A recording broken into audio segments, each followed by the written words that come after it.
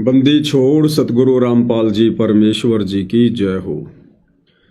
परमपिता परमात्मा सारी सृष्टि के रचनहार कुल मालिक असंख्य ब्रह्मांडों के स्वामी जगत गुरु तीनों लोकों में प्रवेश करके सबका धारण पोषण करने वाले राजाधिराज आत्माधार नाथों के नाथ देवों के देव महादेव सर्वेश्वर महेश्वर मृत्युंजय अजरो अमर आदि अनादि सनातनी प्रभु जगत पिता जगदीश्वर श्री श्री 1008 की उपाधि के वास्तविक अधिकारी अकाल मूर्त सौद स्वरूपी राम वासुदेव सर्वगतम ब्रह्म परम पूज्य प्रथम पूज्य परम संत परम पुरुष परम धनी परम दयालु सत्य कबीर हक्का कबीर अल्लाहु कबीर अल्लाहु अकबर बाखबर अल्लाह ताला जगत के तारणहार जगत के मुक्तिदाता जगत के जगन्नाथ हारे के सहारे हिंदुओं के राम मुसलमानों के अल्लाह सिखों के वाहिगुरु ईसाइयों के मसीह दया के सागर दयानिधि करुणा के सागर करुणानिधि स्वयंभू परिभू संकट मोचन कष्ट हरण मंगल करण दुख भंजन अविगत कबीर निर्विकार निर्विषम परमात्मा अलय अलेख सतगुरु आदि अनादि सतगुरु असली मर्यादा पुरुषोत्तम असली राम असली कृष्ण असली घनश्याम असली मुरारी राजाओं के राजा महाराजाओं के महाराजा शहंशाहों के शहंशाह सम्राटों के सम्राट भगवानों के भगवान अल्लाहों के अल्लाह प्रभुओं के प्रभु मसीहाओं के मसीह सच्चे वाहिगुरु बाबाओं के बाबा पीरों के पीर सेठों के सेठ जगत सेठ सावलसा सेठ सर्वगुण संपन्न अनंत कोटि कलाओं के स्वामी अनंत कोटि ब्रह्मांडों के नायक योगियों में महायोगी ध्यानियों में महाध्यानी सिद्धों में परम सिद्ध ज्ञानियों में तत्वज्ञानी ब्रह्म ज्ञानी महाज्ञानी परम ज्ञानी सर्वश्रेष्ठ ज्ञानी विज्ञानी युवा कबीर समृद्ध कबीर असमवाद अमित ओझा सच्चे रहनुमा करीम अल्लाह सुभान अल्लाह दुनिया के अंतिम पैगंबर 8 सितंबर 1951 से गांव धनाना जिला सोनीपत हरियाणा भारतवर्ष की पावन भूमि पे प्रकट रियल कल्कि भगवान श्री नारायण साकार हरि श्री बाबा साहेब नूर अनंत परमात्मा सच्चे दरवेश सच्चे बाखबर संत श्रोमणी सतगुरु रामपाल जी परमेश्वर जी के चरण कमल में साध संगति से जुड़े हुए देश विदेश से आप और हम सभी सत्सेवक भाई बहनों का अनंत कोटि दंडवत प्रणाम। सत्साई भाई और बहनों, छोटे वाला मोबाइल सैमसंग वाला उसमें होगा छोटे वाले बैग में। सत्साई भाई और बहनों, बहुत बड़ी दया बहुत बड़ी मेहर पूज्य गुरुदेव भगवान की परमेश्वर रामपाल जी की जिनके शुभ आशीर्वाद से विशेष आशीर्वाद से हर प्रकार से संघर्ष करते हुए मर्यादाओं में रहते हुए पूज्य गुरुदेव भगवान के अमर तत्व ज्ञान को आधार बनाकर उन्हीं के द्वारा प्रदत्त शास्त्र अनुकूल सत भक्ति मार्ग पर दृढ़ता के साथ निरंतर आगे की ओर बढ़ते हुए अपनी आत्मा के कल्याण हेतु आप और हम जितने भी साथ संगति से जुड़े हुए सत्सेवक भाई बहन हैं, ये पूज्य गुरुदेव भगवान की आप और हम सभी आत्माओं के ऊपर एक विशेष रजा है, एक विशेष मेहर है। गुरुदेव भगवान की इस रजा के बिना इस मेहर के बिना हम इस सतभक्ति मार्ग पर इतने दृढ़ होकर और इस कदर मर्यादाओं में रहकर भक्ति को सफल नहीं कर सकते। तो भाई और बहनों, जो साध संगति है वो सतगुरु रामपाल जी परमेश्वर जी के मिशन का एक अहम हिस्सा है, जो कि कलयुग की बिचली पीढ़ी में ही परमात्मा जी शुरू करते हैं अपनी आत्माओं को दृढ़ता दिलवाने के लिए। तो भाई और बहनों, पूज्य गुरुदेव भगवान के आशीर्वाद से वर्तमान में अपने मिशन के तहत हिसार जेल में बैठकर जो विशेष संदेश वे भेज रहे हैं, उन विशेष संदेशों के ऊपर साथ संगति के माध्यम से निष्कर्ष निकालने की प्रक्रिया जारी है। इसी प्रक्रिया में आज विशेष संदेश नंबर 29 का भाग नंबर 4 है। आदरणीय धर्मदास जी की कथा चल रही है और धर्मदास जी की कथा के माध्यम से पूज्य गुरुदेव भगवान आप और हम वर्तमान कलयुग की बिचली पीढ़ी वाली आत्माओं को समझा रहे हैं। परमात्मा जी क्या कुछ अपने सत्संग के माध्यम से समझा रहे हैं, हम उसका विश्लेषण करेंगे।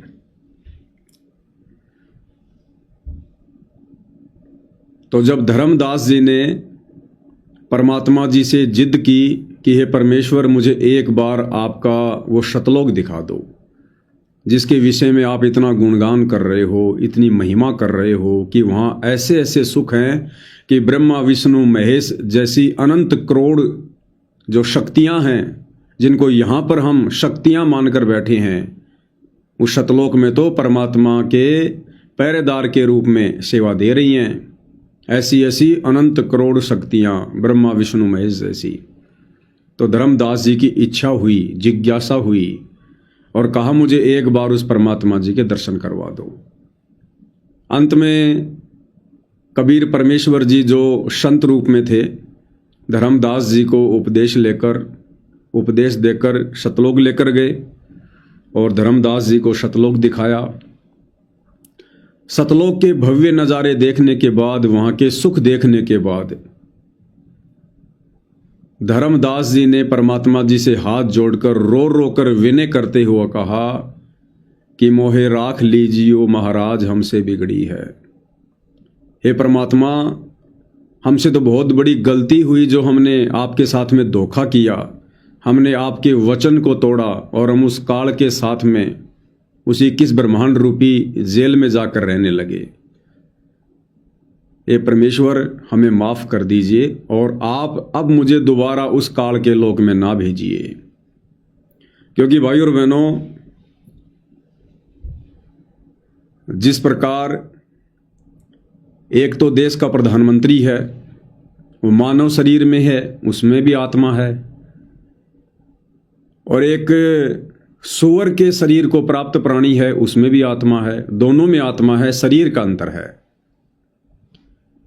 अब सूअर के शरीर में जो आत्मा है, जो सारा दिन गंदी नाली में, गटर में, लैट्रिन में, गंदगी में नाक रगड़ता रहता है, गंदगी खाता रहता है, कोई भी उसको डरा देता है, धमका देता है, दुत्कार देता है, लठ मार देता है, और उस सूअर के शरीर में निवास कर रही आत्मा को यदि एक दिन के लिए प्रधानमंत्री के शरीर में डाल दी जाए तो सारा दिन वो क्या क्या सुख भोगेगा। कभी किसी 5 स्टार होटल में, 7 स्टार होटल में, कभी एरोप्लेन में, सैकड़ों की संख्या में नौकर आगे पीछे दौड़ेंगे, बड़े बड़े IAS अधिकारी आगे पीछे दौड़ेंगे, महंगी महंगी गाड़ियाँ होंगी, बढ़िया बढ़िया खाने को मिलेगा, और 24 घंटे बाद उस आत्मा को कहा जाए कि अब आप वापस उस सूअर के शरीर में जाओ, तो क्या भाई और बहनों वो जाएगी? क्या वो जाना स्वीकार करेगी?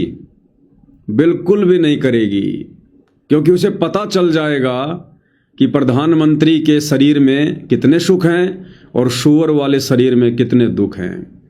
तो जब धर्मदास जी सतलोक में पहुंचे, वहाँ के सुख देखे, वहाँ के नज़ारे देखे, परमात्मा को देखा, वहाँ के ठाठ बाट देखे, तो धर्मदास जी की हालत भी ऐसी हो गई। और धर्मदास ने कहा कि हे भगवान, वो तो वास्तव में काल का लोक है, परमात्मा, वहाँ तो सुख नाम की कोई चीज़ ही नहीं है। हम तो दुखों को ही सुख मानकर उलझे हुए थे। अब आपके सतलोक में आने के बाद पता चला कि वास्तव में सुख किसे कहते हैं। वहाँ तो सुख नाम की चीज़ भी नहीं है, केवल नाम है सुख। बाकी सुख होता क्या है, वहाँ तो टपका भी नहीं है। लेकिन परमात्मा जी का विधान अटल है भाई और बहनों, जो हमें सृष्टि रचना के माध्यम से गुरुदेव भगवान समझाते हैं। तो परमात्मा जी ने कहा कि भाई धर्मदास, जब तक आप भक्ति युक्त होकर वापस नहीं आओगे, तब तक आप यहां नहीं रह सकते।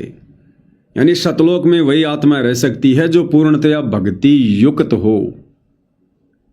अभी आप नीचे जाओ, नीचे मैं आपको मंत्र दूंगा, फिर आपको सारनाम दूंगा, फिर आपको शब्द दूंगा, उसके बाद धर्मदास तुम यहां पर आ सकते हो। तो क्या कुछ कहा परमेश्वर जी ने और क्या कुछ शिक्षा इस प्रकरण से वर्तमान में आप और भगत भाई बहनों को मिलेगी? सुनते हैं गुरुदेव के मुख से। तो धर्मदास जी से बोले कि आप नीचे जाओ। धर्मदास जी बोले भगवान जी वहां ना बेचो, यही रख लो मेरे दाता, इस नरक में मत बेचो। अब मैं नहीं जाऊं दाता वहां पर। परमात्मा बोले भी ऐसे नहीं बात नहीं, वहां तुम जा, चिंता ना कर, मैं तेरे साथ रहूंगा और सत भक्ति दूंगा, उससे आपकी भक्ति गजब की बन जाएगी और भक्ति युक्त होकर यहाँ आएगा, वैसे से यहाँ ठिकाना नहीं मिलेगा तेरे। और दूसरी बात है कि तूने सब कुछ देखा है, नीचे औरों को बता, तेरे भाई बहनों को विश्वास होगा। धर्मदास कहता है मोहे राख लियो महाराज हमसे बिगड़ी है, मोहे राख लियो महाराज हमसे बिगड़ी है महाराज हमसे बिगड़ी है महाराज हमसे बिगड़ी है हमें। नांगा लो महाराज काल की नगरी है तुम्हें, ना भेजो महाराज काल की नगरी है। रोबरी तरह जैसे किसी ने आगे में धकाया करे जबरदस्ती मर तो राख लो महाराज हम गंदे हिसाब से। अब पता चला उन सारे भक्तों ने बताया तुमने ऐसी गलती करी थी भाई, इसलिए दुख पा रही कि हमने खुद बिगाड़ी अपनी किस्मत। तुम रख लो दाता, ना भेजो मेरे मालिक, पैर पकड़ा रोए।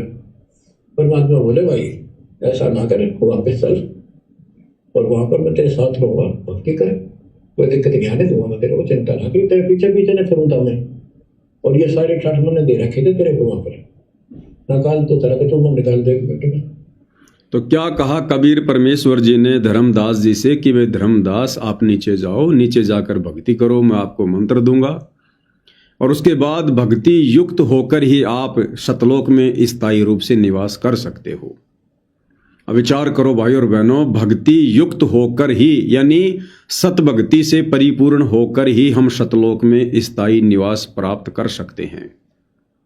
तो वर्तमान में पूज्य गुरुदेव भगवान हमें अपनी शरण में लेकर क्या करवा रहे हैं? हमसे भक्ति करवाकर हमें भक्ति युक्त करना चाहते हैं। अब भाई और बहनों, परमात्मा जी तो अपना काम कर रहे हैं, दूसरी तरफ जो काल है 21 ब्रह्मांड का नकली भगवान, वो भी तो अपना कार्य करेगा। काल क्या करेगा?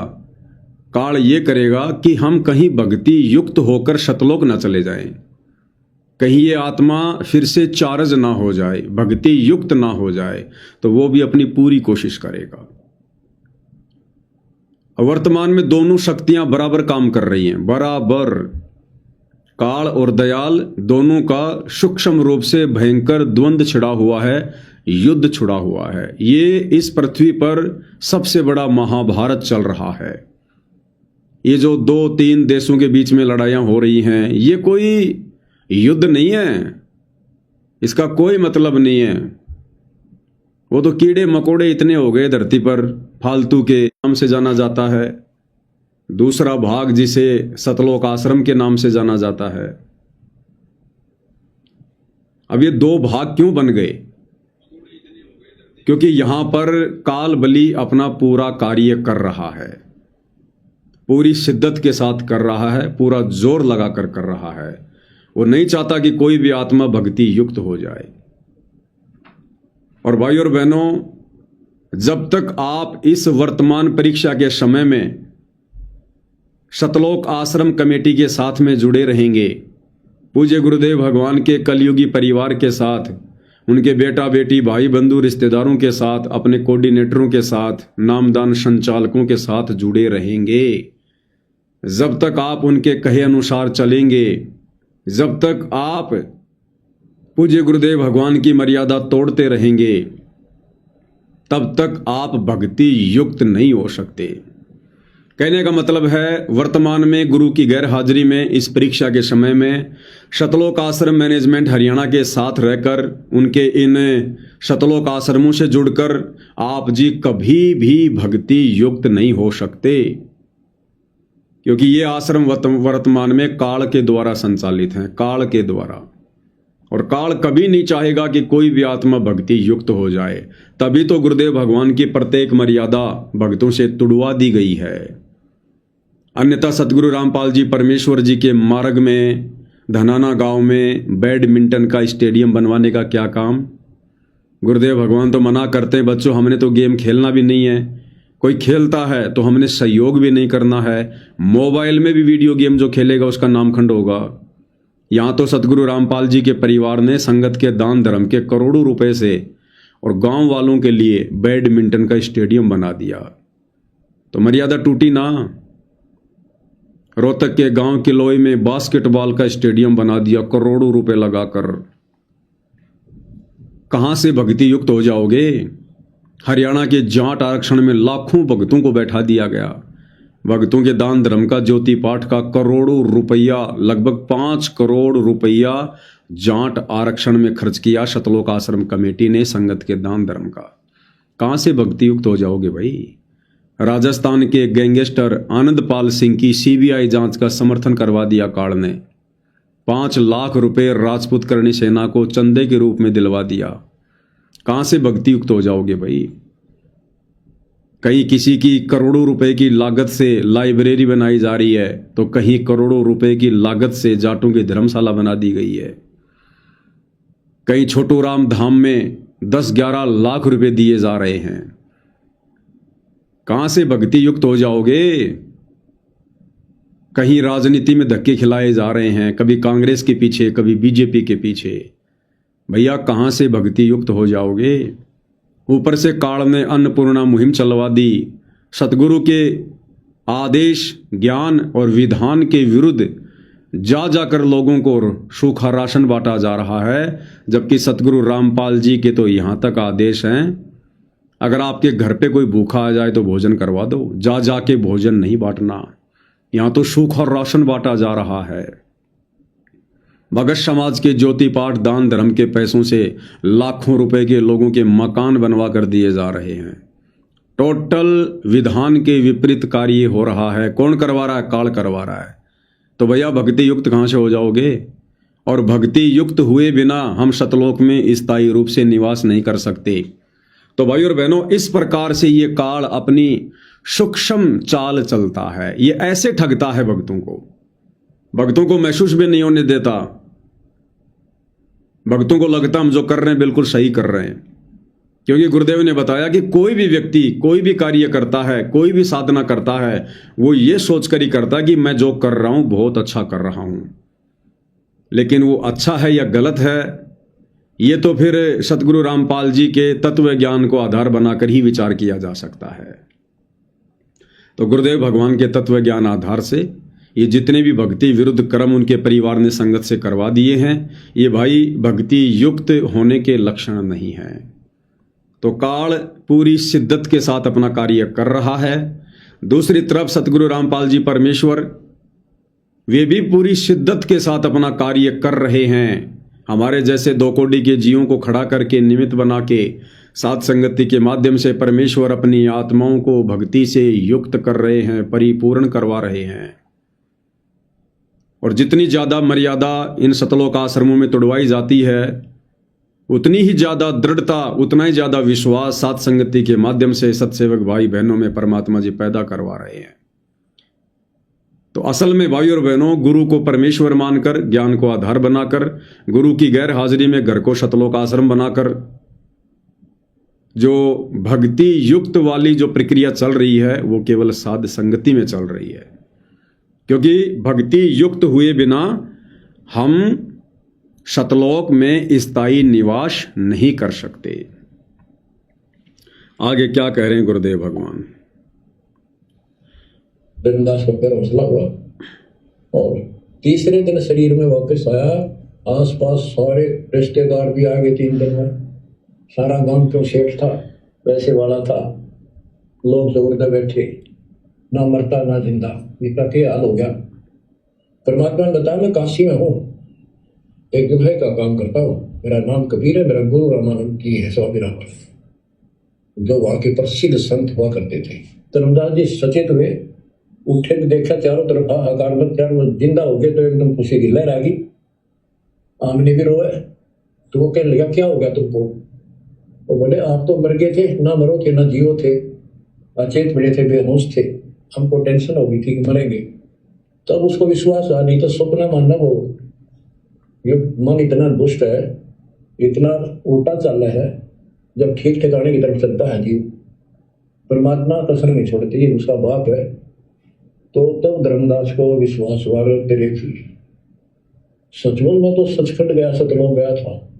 फिर उनको बताने लग गया सारी, मैं वहां गया था, फुकिंदा बाबा भगवान है, खुद है, सारी सृष्टि के रचने वाले हैं, ब्रह्मा विष्णु महेश तक के सामने कुछ भी नहीं है। वो रिश्तेदार है तो चले गए, पागल हो गया, मांडन दे जिंदा हो गया, शुक्र है। लेकिन जिसका लागे वो तंगसन, धर्मदास काशी पहुंचे और देखे दुल्हे के रूप में बैठे, वही सूरत क्यों की क्यों चरणों में पड़ गए। क्या कुछ संदेश दिया गुरुदेव भगवान ने इस छोटे से सत्संग में? परमात्मा जी ने धर्मदास जी को इतना सारा ज्ञान समझाकर, सतलोक दिखाकर फिर वापस छोड़ा। उसके बाद परमात्मा जी ने कहा कि धर्मदास, मैं काशी में रहता हूँ, मेरा कबीर नाम है, ऐसे ऐसे जुलाहे का काम करता हूँ और दीक्षा लेने के लिए तू वहाँ पर आ जाना। अब विचार करो भाई और बहनों, इससे पहले भी तो परमात्मा धर्मदास से कई बार मिल चुके थे, लेकिन परमात्मा ने धर्मदास को ये क्यों नहीं कहा कि भाई मैं काशी में रहता हूं और तू वहां आ जा और दीक्षा ले ले और भक्ति कर? क्योंकि अगर परमात्मा धर्मदास जी को पहले काशी में बुलवा लेते और यदि दीक्षा भी दे देते तो धर्मदास जी दृढ़ होकर भक्ति नहीं कर पाते। धर्मदास जी को कभी विश्वास नहीं हो पाता कि वास्तव में ये परमात्मा है, और विशेषकर जुलाहे का कार्य करता हुआ देखकर, जुलाहे की भूमिका में परमात्मा को देखकर धर्मदास जी को बिल्कुल भी यकीन नहीं होता और धर्मदास जी उस भक्ति को त्याग देता, हो सकता है दीक्षा भी ना लेता, इतना अविश्वास कर बैठता। इसलिए परमात्मा जी ने पहले धर्मदास जी को थोड़ा बहुत ज्ञान से परिपूर्ण करना चाहा और धर्मदास जी को सतलोक दिखा दिया। सतलोक में स्वयं को सिंहासन पर बैठा हुआ दिखा दिया। और जब धर्मदास जी ने देखा कि सतलोक के सिंहासन पर तो वही महात्मा है जो नीचे से मेरे साथ आया है, यानी जो मुझे लेकर आया है, फिर धर्मदास जी को यकीन हुआ अगर इस प्रक्रिया के बिना धर्मदास जी को डायरेक्ट परमात्मा काशी में बुला लेते तो धर्मदास जी कभी भी परमात्मा को परमात्मा के रूप में स्वीकार नहीं करते और शत भक्ति से वंचित रह जाते और आगे उनकी भक्ति बिल्कुल भी नहीं चलती। अगर वो दीक्षा भी ले लेते तो वो गुरु को मानुष ही मानते। उनके मन से कभी भी ये वहम नहीं निकलता कि ये जुलाहा परमात्मा कैसे हो सकता है, ये भगवान कैसे हो सकता है, इससे ज्यादा धनी तो मैं धर्मदास हूं, ये तो झोपड़ी में रहता है, गरीब है और ये कहता कि मैं सारी सृष्टि का मालिक हूं, मैं सबको जो है भोजन खिला रहा हूं, सबका पालन पोषण कर रहा हूं। तो धर्मदास के मन में आता कि इससे बड़ा सेठ तो मैं हूं, ये काहे का सेठ, काहे का भगवान। और गुरु पर यदि इतना अविश्वास हो गया तो भक्ति फिर आगे चल नहीं सकती। अर्थात भाई और बहनों, सतगुरु रामपाल जी परमेश्वर यहां पर यह संकेत करना चाहते हैं कि बच्चों, जब तक तुम भी इतना विश्वास अपने गुरु पर नहीं करोगे, अपने गुरु के वचन पर नहीं करोगे, इस भक्ति पर नहीं करोगे, सतलोक पर नहीं करोगे, तब तक चाहे तुम कोई भी नाम दीक्षा ले लो, तुम दृढ़ होकर इस मार्ग पर नहीं आगे बढ़ सकते। और तुम्हारे मन में काल हजार हजार ना जाने कितनी कितनी शंकाएं पैदा करेगा, तुम्हें कभी भी दृढ़ होकर भक्ति पर नहीं लगने देगा। इसके लिए भाई और बहनों, परमपिता परमेश्वर जी ने इतने खाड़े किए। सन 1994 से सतगुरु रामपाल जी ने गांव गांव जाकर, नगर नगर जाकर पाठ प्रकाश किए, सत्संग किए, ढेर सारी पुस्तकें लिखी, दिन रात हजारों की संख्या में सत्संग करके छोड़ दिए। शास्त्रों से, वेदों से, गीता से, कुरान से, पुराण से, बाइबल से, गुरु ग्रंथ साहिब से इतने ढेरों प्रमाण दिए, तब जाकर भाई और बहनों आज हमें यकीन हो पाया कि सतगुरु रामपाल जी कौन हैं, उनके द्वारा चलाया गया ये पंथ क्या है। अगर ये परमात्मा हमें इतने ढेरों प्रमाण ना देते और साथ में यदि भगत के अटके हुए कार्य सिद्ध ना करते, यदि ऐसे चमत्कार ना दिखाते, भगत के घर में लाभ ना देते, तो भाई और बहनों आज हमें भी यकीन नहीं हो पाता कि सदगुरु रामपाल जी ही परमात्मा हो सकते हैं। और इतना सब कुछ होने के बाद फिर परमेश्वर जी ने अपने मोक्ष मार्ग की शुरुआत की सन 2014 बरवाला कांड के बाद साध संगति की। इससे पहले हम साध संगति से नहीं जुड़ सकते थे। इससे पहले हम साध संगति से जुड़कर अपने गुरु को परमात्मा मानकर भक्ति नहीं कर सकते थे। इस साध संगति से जोड़ने के लिए, जो कि सतलोक के लिए मोक्ष का दरवाजा है, सतलोक के लिए ट्रेनिंग सेंटर है, इस साध संगति रूपी ट्रेनिंग सेंटर से जोड़ने के लिए गुरुदेव भगवान ने इतने प्रयत्न किए। जैसे धर्मदास जी को काशी बुलाने के लिए परमात्मा जी ने पहले कितने प्रयास किए, कितने प्रयत्न किए, उसके अंदर विश्वास पैदा करने के लिए। और यही कारण है भाई और बहनों, इतना सब कुछ देखने के बाद आंखों, उसके बाद आज हम साध संगति से जुड़कर भक्ति कर पा रहे हैं। अन्यथा साध संगति से जुड़ना कोई बच्चों का काम नहीं है, ऐरी गैरी आत्माओं का काम नहीं है, जो साध संगति से जुड़कर और साध संगति की मर्यादाओं में रहकर जो भक्ति कर सके। इन सतलोक आश्रम से जुड़े भाई बहनों से तो 21 मर्यादा ही पूरी तरह से नहीं निभाई जा रही। प्रथम नाम दीक्षा के समय जो 21 सूत्रीय नियम है, हालांकि फोरम पर तो 11 नियम है, लेकिन ज्ञान गंगा पुस्तक में 21 नियम है प्रथम नाम दीक्षा के समय। तो सतलोक आश्रमों से जुड़े भाई बहनों से, गुरुदेव के कलयुगी बेटा बेटी भाई बंधु रिश्तेदारों से, इन कोऑर्डिनेटरों से, इनसे तो 21 सूत्रीय नियम भी अच्छे से फॉलो नहीं किए जा रहे। और साध संगति से जुड़े भाई बहन, आपने अगर शंका समाधान की पुस्तक मंगवाकर पढ़ी है तो आपको पता चलेगा 180 नियम तो शंका समाधान की पुस्तक में हैं। 180 नियम तो शंका समाधान की पुस्तक में हैं। और इसके अलावा और सैकड़ों की संख्या में नियम सत्सेवक भाई बहन फॉलो करते हैं, जिन नियमों का इन आश्रमों से जुड़े भाई बहनों को तो पता भी नहीं है। ये लोग तो बेसिक नियम भी फॉलो नहीं कर रहे। और ये इतने सारे नियम हम क्यों फॉलो कर पा रहे हैं भाई और बहनों? 180 नियम यानी जीवित मरने वाली स्थिति। 180 नियम जो शंका समाधान पुस्तक में लिखे हैं, ये वही आत्मा फॉलो कर सकती है जिस आत्मा ने खुद को भक्ति मार्ग पर जीवित मार लिया है। और जीवित मारने का एक ही फॉर्मूला है, लोकलाज से दूर हो जाना। तो साध संगति से जुड़े भाई बहन जो ये इतने ढेर सारे नियम फॉलो कर रहे हैं और फिर भी उन्हें लगता है कि ये तो कुछ भी नहीं है, ये तो बहुत कम नियम है, कुछ भी नहीं है ये तो, क्योंकि वो उन्होंने लोकलाज को मार दिया, अपने आप को जीवित मार दिया। और जिसने लोकलाज को खत्म कर दिया, सोचो उसने सतगुरु के सभी नियमों को फॉलो कर लिया। क्योंकि यदि हमारे नियम टूटते हैं तो लोकलाज के कारण टूटते हैं। क्या कहेंगे, क्या सोचेंगे, दबाव, प्रेशर, डर, भय, ये सब लोकलाज के कारण होता है। और जिसने लोकलाज त्याग दी, समझो उसने 90% इस भक्ति मार्ग पर सफलता प्राप्त कर ली। लोकलाज ना कीजिए, निर्भय हो रहिए, और जय मन चावे राम को तो दासा तंदरिए। तो भाइयों बहनों, जिस प्रकार धर्मदास को परमात्मा ने काशी बुलाने से पहले उसको इतना दृढ़ किया, इतना विश्वास दिलाया ताकि वो भक्ति कर सके, ठीक इसी प्रकार साध संगति से जोड़ने के लिए परमात्मा जी ने आत्माओं को किस कदर तैयार किया। और उसके बावजूद भी कितनी आत्माएं हैं जो साध संगति से वर्तमान में जुड़ पाई हैं, साध संगति से जुड़कर पूर्ण मर्यादा में रहकर भक्ति कर पा रही हैं। अन्यथा साध संगति में आकर भी लोग भाग जाते हैं। कुछ दिन आएंगे, देखेंगे, फिर उन्हें लगेगा कि भैया यहाँ तो बगुले की खुराक नहीं है। साध संगति में बगुलों की खुराक नहीं है, यहाँ तो हंसों की खुराक है।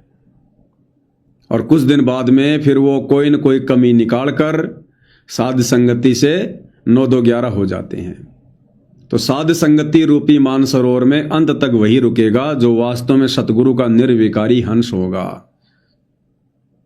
क्योंकि हंसों की खुराक मोती होती है, मोती, मेंढक नहीं खाता हंस। तो ये गंदी राजनीति करने वाले, स्टेडियम बनाने वाले, राजनेताओं के पीछे दौड़ने वाले, सामाजिक लोगों के पीछे दौड़ने वाले, झूठा भाईचारा निभाने वाले, बिना सोचे समझे दान धर्म देने वाले, भेड़ चाल में चलने वाले, इस प्रकार के भगत भाई बहन साध संगति से जुड़कर भक्ति नहीं कर सकते। तो आगे क्या कह रहे हैं पूज्य गुरुदेव भगवान। आसपास के कॉलोनी के लोग आगे बुलाए, बताओ पूछे कौन है ये धर्म सेठ है, ऐसे ऐसे काशी का प्रसिद्ध सेठ है नवा का पांडवगढ़ का। और सब लोग के देख किसी पागल हो रहे लोग इस नीरू के पुत्र को भगवान मानते हैं, इनकी अकल पर पत्थर पड़ी। यानी दुल्हाए भी ये बात बोला है, लो देखा वो यही कहा। गुरुदेव भगवान कह रहे हैं जब धर्मदास जी काशी में गए, जो परमात्मा जी ने कहा था कि भाई मैं वहां पर जुलाई का काम करता हूं, ये मेरा नाम है, तू वहां आ जाना, मैं तेरे को सतनाम दूंगा। जब धर्मदास जी सतनाम लेने के लिए गए और जब धर्मदास जी ने देखा कि ये तो वही परमात्मा है भाई, चरणों में गिर गया, रोने लगा, लोगों से कहने लगा। और जब काशी के लोगों को पता चला, उन जुलाहों को,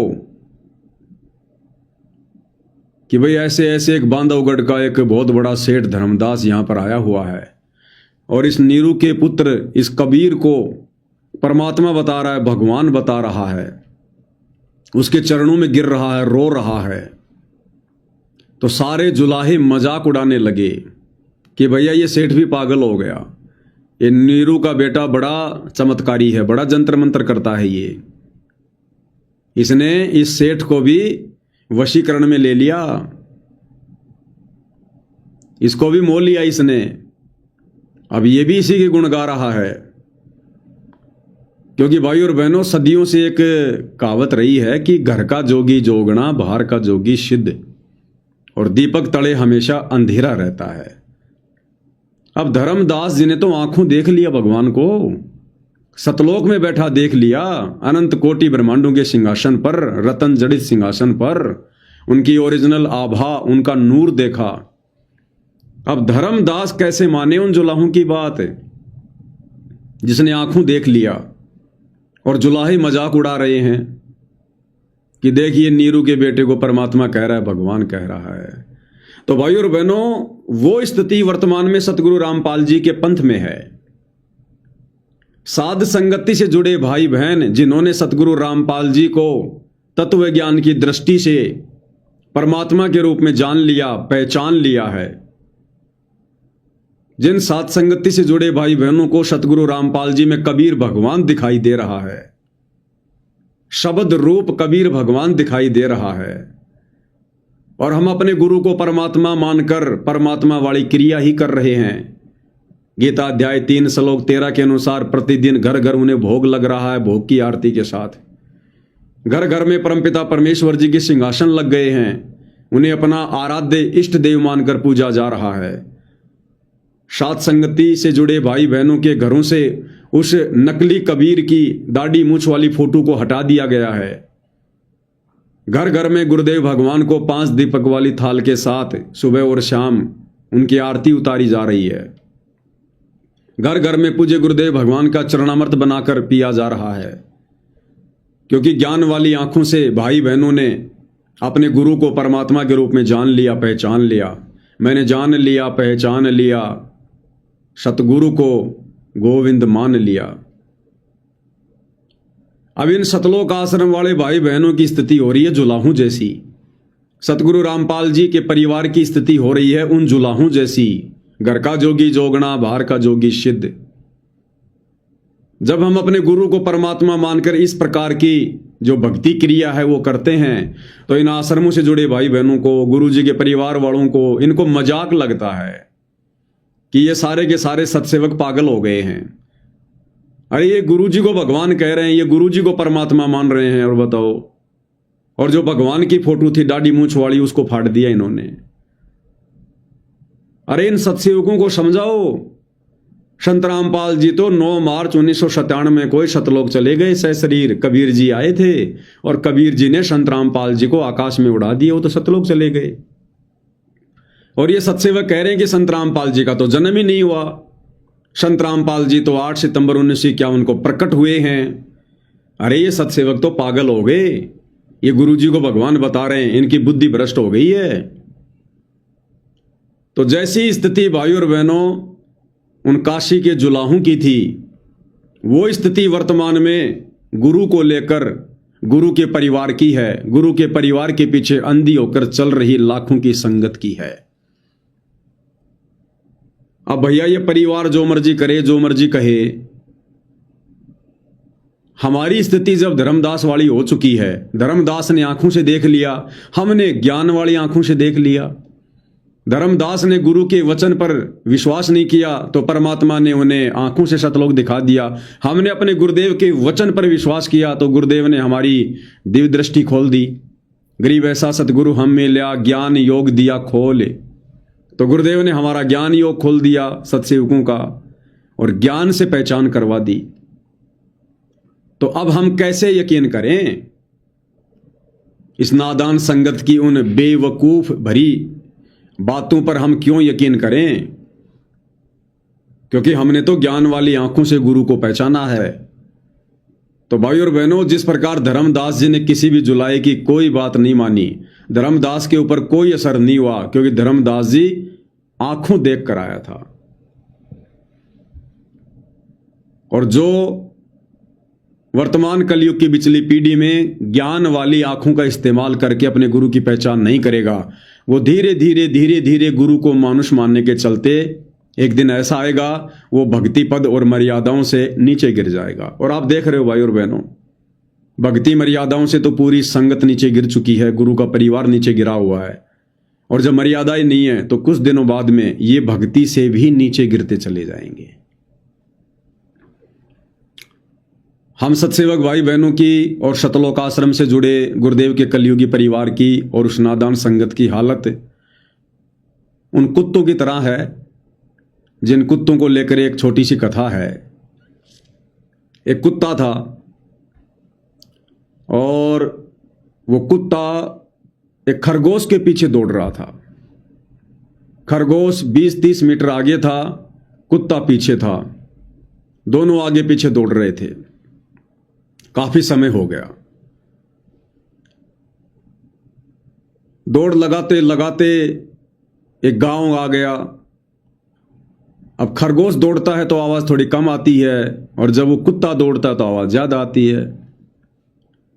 तो गांव के बाहर 10-15 जो कुत्ते थे और बैठे हुए थे, लेट रहे थे, आराम फरमा रहे थे।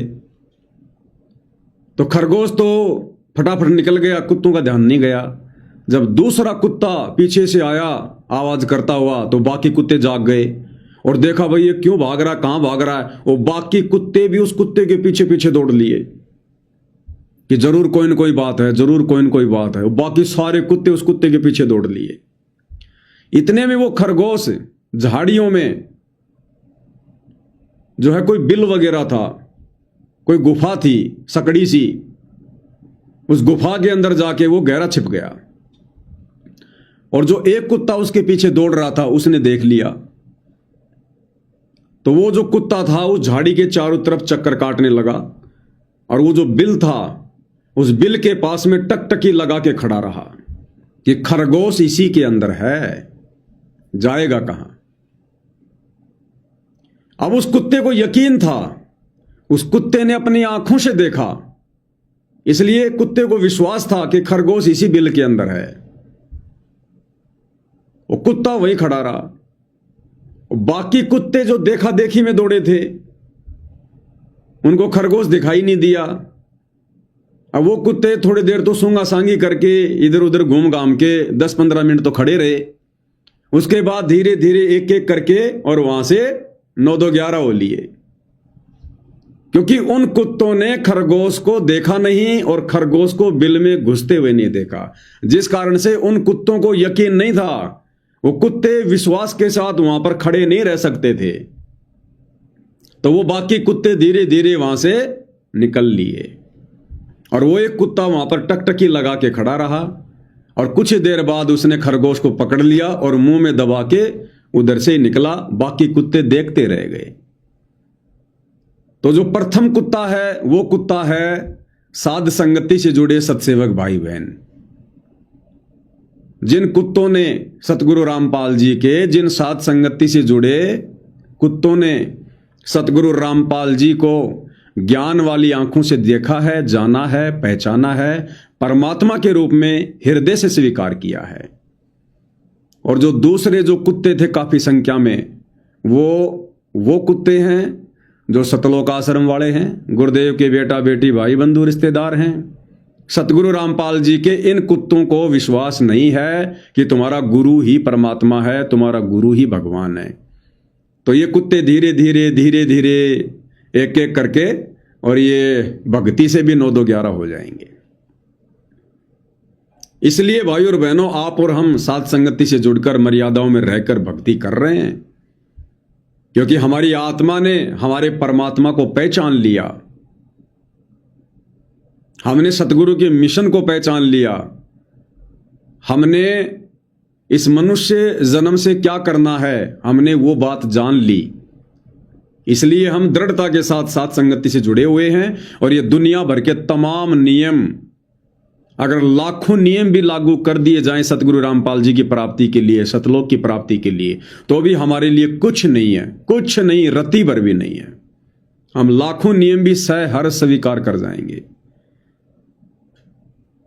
क्योंकि हमें पता चल गया कि सतगुरु रामपाल जी कौन है और हमने इस मनुष्य शरीर से क्या करना है। तो भाई और बहनों, जिस प्रकार धर्मदास जी को दृढ़ विश्वास हो गया था आंखों देखकर, इसी प्रकार ज्ञान वाली आंखों से सतगुरु रामपाल जी को पहचान कर हम सत्सेवक भाई बहनों को भी दृढ़ विश्वास हो गया है। इसलिए हम इस भक्ति मार्ग पर ना तो कोई गलती कर सकते, ना कोई मर्यादा तोड़ सकते, ना कोई नियम भंग कर सकते, ना हम ऐसी कोई क्रिया कर सकते जिस क्रिया के करने से हमारे गुरुदेव भगवान नाराज हों। तब भाई और बहनों, हम इस मार्ग पर सफलता प्राप्त कर पाएंगे। आगे क्या कह रहे हैं गुरुदेव भगवान? धर्मदास जी ने चरण पकड़ कर छोड़े नहीं, परमात्मा गलती बहुत होगी, हे दयालु माफ करो। जब परमेश्वर ने उसको कहा, बच्चा तेरा दोष नहीं, इस काल में सबकी बुद्धि पैर रखी, और जो भी ये सारा संसार आपको दिखाई देता है ये कुछ भी नहीं है। एक सेकंड में मृत्यु हो जाती है इंसान की और फिर कुत्ते को बनाकर छोड़ देता है। इसने तो सच्ची भक्ति करने नहीं देनी, या सच्ची भक्ति या दर्शी की आस्था नए ही जीवों की बनाए रखे हुए हों। उस टाइम तो धर्मदास जी सारी मन में था, वो बात ही नहीं रही। अब परमात्मा बोले, धर्मदास आप अपने घर जाओ और बच्चा मैं वही आऊंगा तुम्हारे पास। धर्मदास बोला, जी आइयो, मेरा बेटा भी समझाइयो। और फिर धर्मदास जी को कबीर परमात्मा जी ने काशी में क्या कहा कि बेटा धर्मदास, अब तू वापस बांधवगढ़ जा और मैं वहीं आऊंगा तेरे पास में। अब मैं तेरे पास में वहीं आऊंगा। क्यों कहा परमात्मा ने ऐसा? जबकि गुरु के पास तो शिष्य न जाना चाहिए, बार बार जाना चाहिए। यहां पर गुरु कह रहा है अपने शिष्य से कि बेटा तू घर जा, मैं तेरे पास घर पर ही आऊंगा। जबकि उस समय तो परमात्मा के लाखों की संख्या में शिष्य हो गए थे। क्यों कहा परमात्मा ने कि अब तू वापस जा घर पर और मैं वहीं आऊंगा? भाई और बहनों, जब हम अपने गुरुदेव भगवान को जान लेते हैं, पहचान लेते हैं, अब जान लेंगे, पहचान लेंगे, तो फिर मर्यादा तोड़ने का तो सवाल ही पैदा नहीं होता। फिर तो जब इतना विश्वास एक भगत को, एक शिष्य को अपने गुरुदेव भगवान पर हो जाता है, उसके बाद वो गुरु उस भगत के घर पर शब्द रूप में प्रकट हो जाता है। फिर परमात्मा उसे भटकाता नहीं है, उसे धक्के नहीं खिलाता है। फिर परमात्मा उस विश्वासी आत्मा से भक्ति करवाता है। आज हम सत्सेवक भाई बहन गुरु की गैर हाजिरी में इन सतलोक आश्रमों में जाकर धक्के क्यों नहीं खा रहे? हम इस बाकी नादान संगत की तरह बेवकूफी भरे कार्य क्यों नहीं कर रहे? क्योंकि हमने गुरु को जान लिया, पहचान लिया, हमारे को विश्वास हो गया और हमने अपना टारगेट केवल मोक्ष प्राप्ति को बना लिया कि मोक्ष प्राप्त करने के लिए, गुरु की मर्यादा निभाने के लिए, चाहे समाज से संघर्ष करना पड़े, चाहे परिवार से करना पड़े, कुछ भी करना पड़े, सब कुछ करेंगे। अब हम पीछे कदम नहीं हटाएंगे। ये गर्दन जा सकती है लेकिन अब हम पीछे नहीं हटेंगे। भाई घर छूटो, चाहे जग रूठो, चाहे रूठो ये संसारा हो, कौन सुनेगा मेरी काल लोक में, जब गुरु रूठ गया मेरा हो। तो जब इतनी दृढ़ता भगत को हो जाती है, फिर परमात्मा अपने भगत को धक्के नहीं खिलाता।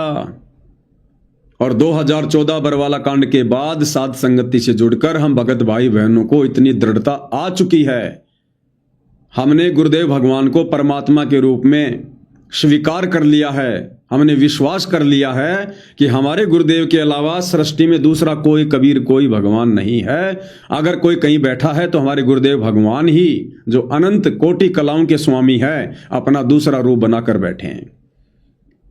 उसके बाद फिर गुरु अपने भगत को धक्के नहीं खिलाता। अरे गुरु अपने शिष्य को बार बार क्यों बुलाता है? ज्ञान से परिपूर्ण करने के लिए, विश्वासी बनाने के लिए, दृढ़ता देने के लिए। और जब वो दृढ़ता अपने भगत के अंदर गुरु देख लेता है, फिर गुरु शब्द रूप में सदा अपने भगत के घर पर विराजमान हो जाता है, अपने भगत के साथ में हो जाता है कि भाई मोकू कहां ढूंढे रे बंदे, मैं तो तेरे पास में। घट ही में गंगा, घट ही में यमुना, घट ही में है जगदीश, सतगुरु तारेंगे।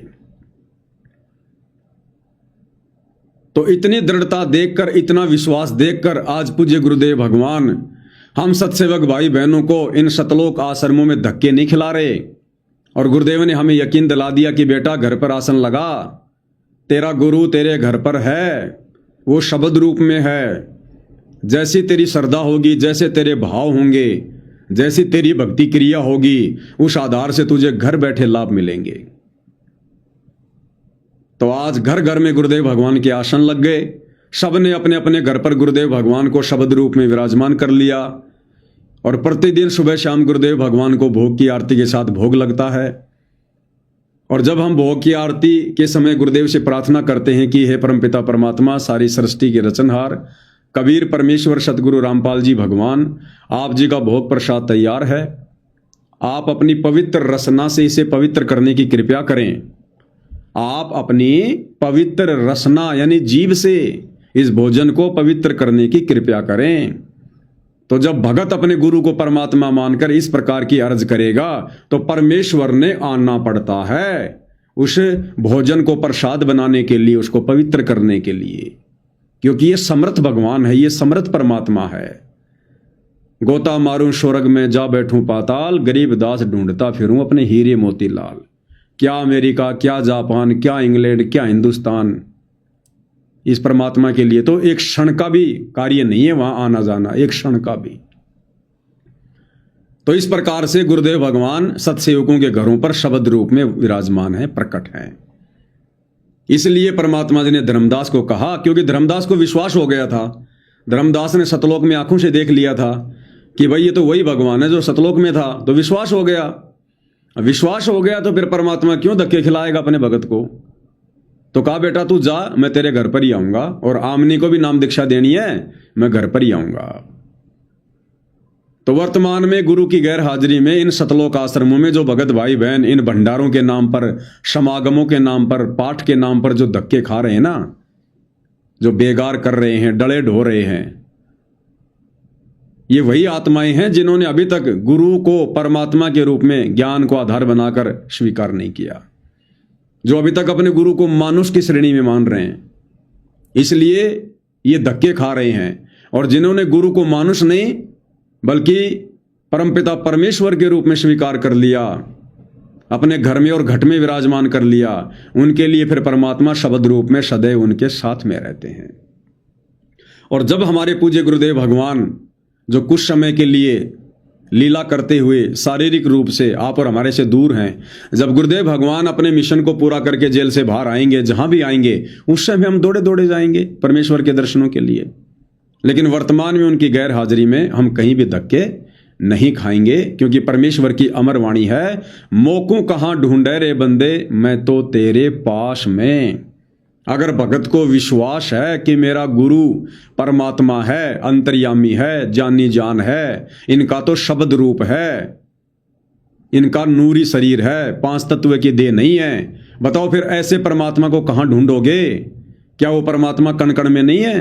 क्या वो परमात्मा फिर हमारे घर पर नहीं है? क्या वो परमात्मा फिर अपने भगत के साथ नहीं है?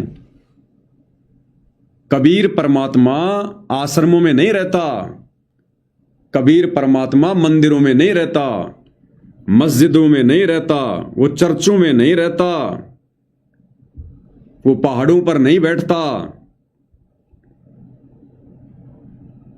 कबीर परमात्मा भक्ति करने वाले मर्यादित भगत के साथ में रहता है। भक्ति करने वाले मर्यादित भगत के साथ में रहता है। छोटा सा सत्संग है पूज्य गुरुदेव भगवान का, ध्यान से सुन लीजिए। कबीर भगवान कहाँ रहते हैं?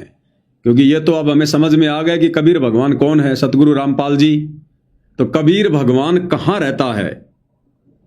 गुरुदेव भगवान के मुख कमल से ही सुन लेते हैं हम। कबीर साहब संत के साथ है और आश्रमा मर मंदिरा में बंद को नहीं रहा, वो पशु को ना किसी व्यक्ति विशेष ने बांध कर राख रखा मंदिर में या आश्रम में, वो संतों के साथ है। और ये भगवान ही ये काम कर सकता था, दुनिया के आपको सामने बताने लग रहा। क्या कह रहे हैं गुरुदेव भगवान कि कबीर भगवान संत के साथ में रहता है। संत यानी भगत। कबीर भगवान संत के साथ में रहता है, भक्ति करने वाले भगत के साथ में रहता है, मर्यादित भगत के साथ रहता है। वो इन आश्रमों में नहीं रहता, इन मंदिरों में नहीं रहता। कबीर भगवान कोई पशु नहीं है जो किसी पुजारी ने आश्रम में या मंदिर में बांध के रखा होगा। वो तो संतों के साथ रहता है। दोबारा सुन लो। कबीर साहब संत के साथ है और आश्रमा मर मंदिरा में बंद को नहीं रहा, वो पशु को ना किसी व्यक्ति विशेष ने बांध कर राख रखा मंदिर में या आश्रम में, वो संतों के साथ है। और ये भगवान ही ये काम कर सकता था, दुनिया के आपको सामने बताने लग रहा। अब बताओ भाई और बहनों, जब गुरुदेव भगवान संत के साथ में हैं, भगत के साथ में हैं, उस भगत के साथ जो मर्यादित है, फिर हमने आज गुरु की गैर हाजिरी में इन सतलोक आश्रमों में धक्के खाने की क्या जरूरत है? क्यों ज्योति पाठ दान धर्म के नाम पर मूर्ख बनने की जरूरत है? जब गुरु के अलावा, सुपात्र के अलावा किसी को दान देने का विधान ही नहीं है, तो इन आश्रमों में जाकर अपने जैसे 2 कोटि के जीवों को, इनको पात्रों को, गुरु के परिवार को, कोऑर्डिनेटरों को दान धर्म देकर परमात्मा का विधान क्यों तोड़े? हमने अपने गुरु के वचन पर विश्वास करना पड़ेगा। और गुरु जी ने अभी भी क्या कहा कि कबीर भगवान संत के साथ में रहता है, भगत के साथ में रहता है। वो पशु को न्या जो आश्रमों में किसी ने उनको बांध के रखा होगा। इसलिए हम सत्सेवक भाई बहन इन आश्रमों में धक्के नहीं खाते हम। तो इतना विश्वास भगत ने अपने गुरु पर होना चाहिए, तब इस कलयुग की पिछली पीढ़ी में आप और हमारा पूर्ण मोक्ष संभव है। इस सारी मान्यता वो बात ही नहीं रही। अब परमात्मा बोले धर्मदास आप अपने घर जाओ और बच्चा मैं वही आऊंगा तुम्हारे पास। धर्मदास बोला जी आइयो, मेरा बेटा ने भी समझाइयो। और आमनी ने भी सतनाम दिया, बेटा भाई मैं आऊंगा पक्का। धर्मदास चले गए, परमात्मा वहां आमनी को नाम दिया। और धर्मदास जी बोले जी मेरा एक पुत्र है नारायण दास, उसको भी समझाओ। धर्मदास जी ने नारायण दास बुलाया, क्या जा भाई, गुरु जी आई, भगवान आ रही है। बैठ गया। परमात्मा ने जो ज्ञान सुनाया वो उसका चल पड़ा। फिर बुलाए तभी नहीं आया। अगली बार भगवान ने खूब कह दिया, बुला जा भाई, तेरे बेटे का नाम दे दूंगा।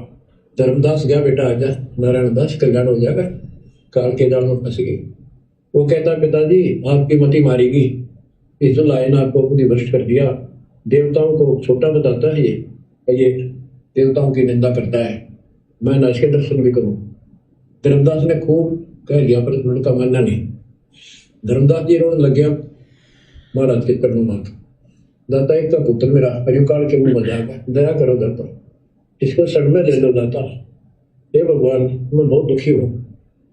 परमात्मा बोले बेटा मैं समझाऊं, तू समझावे और इसकी माँ समझावे कि तुम्हारे से ज्यादा इसका दर्द कौन हो सकता है।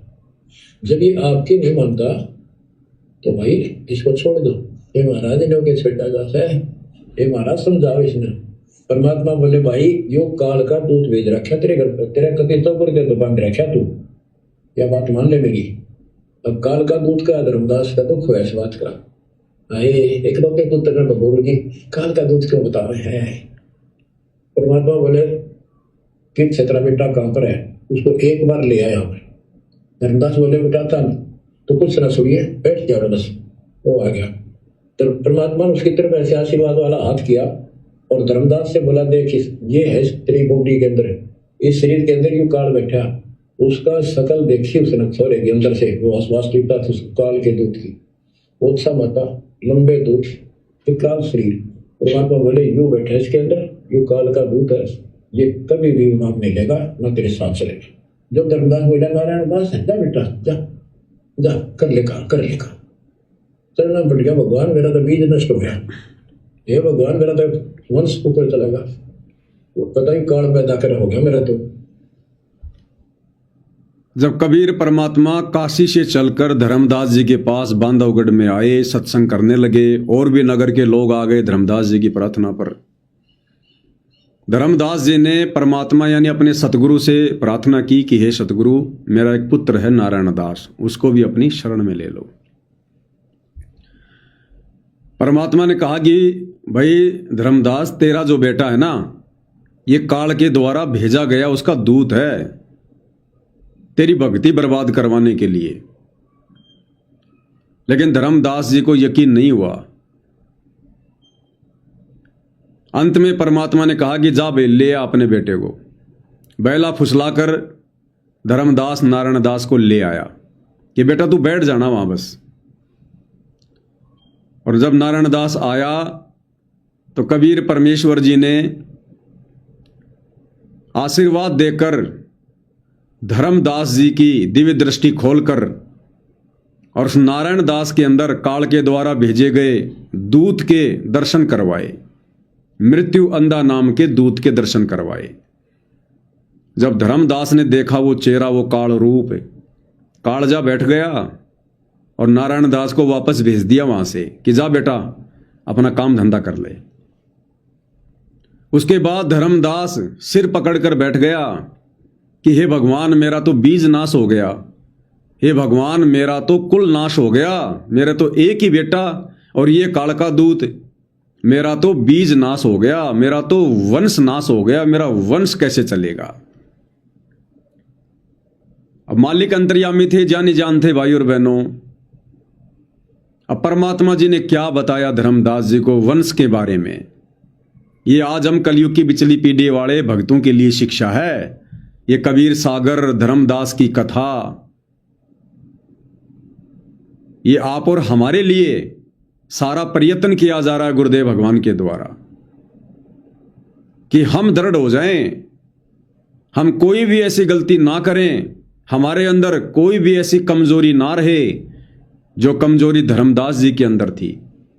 इन कथाओं के माध्यम से हमने दृढ़ होना है, हमने शिक्षा लेनी है। इस परिवार मोह में, इस पुत्र मोह में कहीं हम अपनी भक्ति बर्बाद ना कर दें, इस वंश के चक्कर में, इस खानदान के चक्कर में। तो क्या कहा परमपिता परमेश्वर जी ने धर्मदास से, सुनिएगा। तो परमात्मा बोले वंश ने क्या चाटेगा, तो पीछा छुपवा ले ऐसे बेटा, क्या करेगा इस वंश का। ये तो काल खाई खुराक का पहन पोशाक का यम का करना पड़ता है, लेकिन हमारे तो रंग चल रहा है। लोग के कहेंगे, फलाना के कहेगा, संतान ना हुई संपत्ति ने कौन का, कई बीमारी बांट रखी, कई रोग ला रखे काल। क्या करें गुरुदेव भगवान, धर्मदास जी से कहा कि इस वंश को क्या तू चाटेगा, क्या करेगा इस वंश को।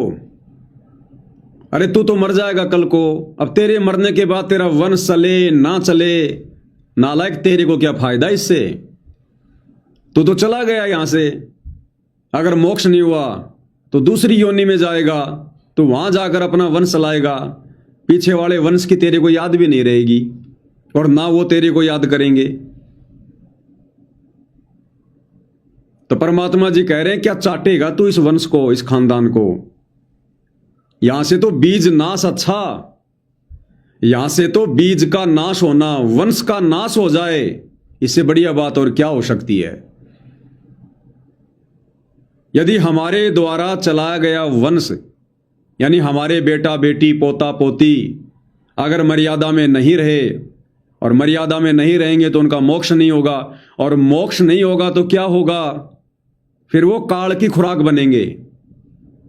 वो हमारे द्वारा चलाया गया वंश फिर वो काल की खुराक बनेगा। खाई खुराका पहन पोशाका यम का बकरा पलता है। तो हम तो काल की खुराक तैयार करके जा रहे हैं। तो समझदार भगत तो इस चक्कर में पड़ेगा ही नहीं। समझदार भगत तो रमेणी के चक्कर में नहीं पड़ेगा, और रमेणी हो गई है और यदि बच्चे नहीं हैं तो वो बच्चों के चक्करों में नहीं पड़ेगा, और यदि बच्चे हो गए हैं तो फिर वो कोशिश करेगा किसी भी प्रकार से इनको भक्ति पे लगा दूं, इनको परमात्मा के प्रति समर्पित कर दूं, ताकि अंत समय में ये मेरे मोक्ष में भी बाधक ना हो, मुझे भी ये पुत्र मोह व्याप्त ना हो। मुझे इतना संतोष होगा कि हाँ ये सुरक्षित हाथों में है, गुरुदेव भगवान के चरणों में है, और जैसे आज परमात्मा मुझे पार कर रहे हैं ऐसे परमेश्वर इसको भी पार करेंगे, इसकी भी नैया पार लगाएंगे। तो भगत फिर निसंशय हो जाता है। और वंश के चक्कर में ना हमारी भक्ति बनी ना हमारे बच्चों की भक्ति बनी, तो सारे के सारे काल की खुराक बनेंगे, काल की खुराक है। तो गुरुदेव भगवान कह रहे हैं क्या चाटेगा तो इस वंश ने? यहां किसका वंश चलता है? यहां काल और दुर्गा का वंश नहीं चलता। ये काल और दुर्गा के तीनों बेटे भी यहां पर मरते हैं, लक 84 में जाते हैं, इनका वंश नहीं चलता भाई। काल और दुर्गा खुद को समाप्त होना पड़ता है।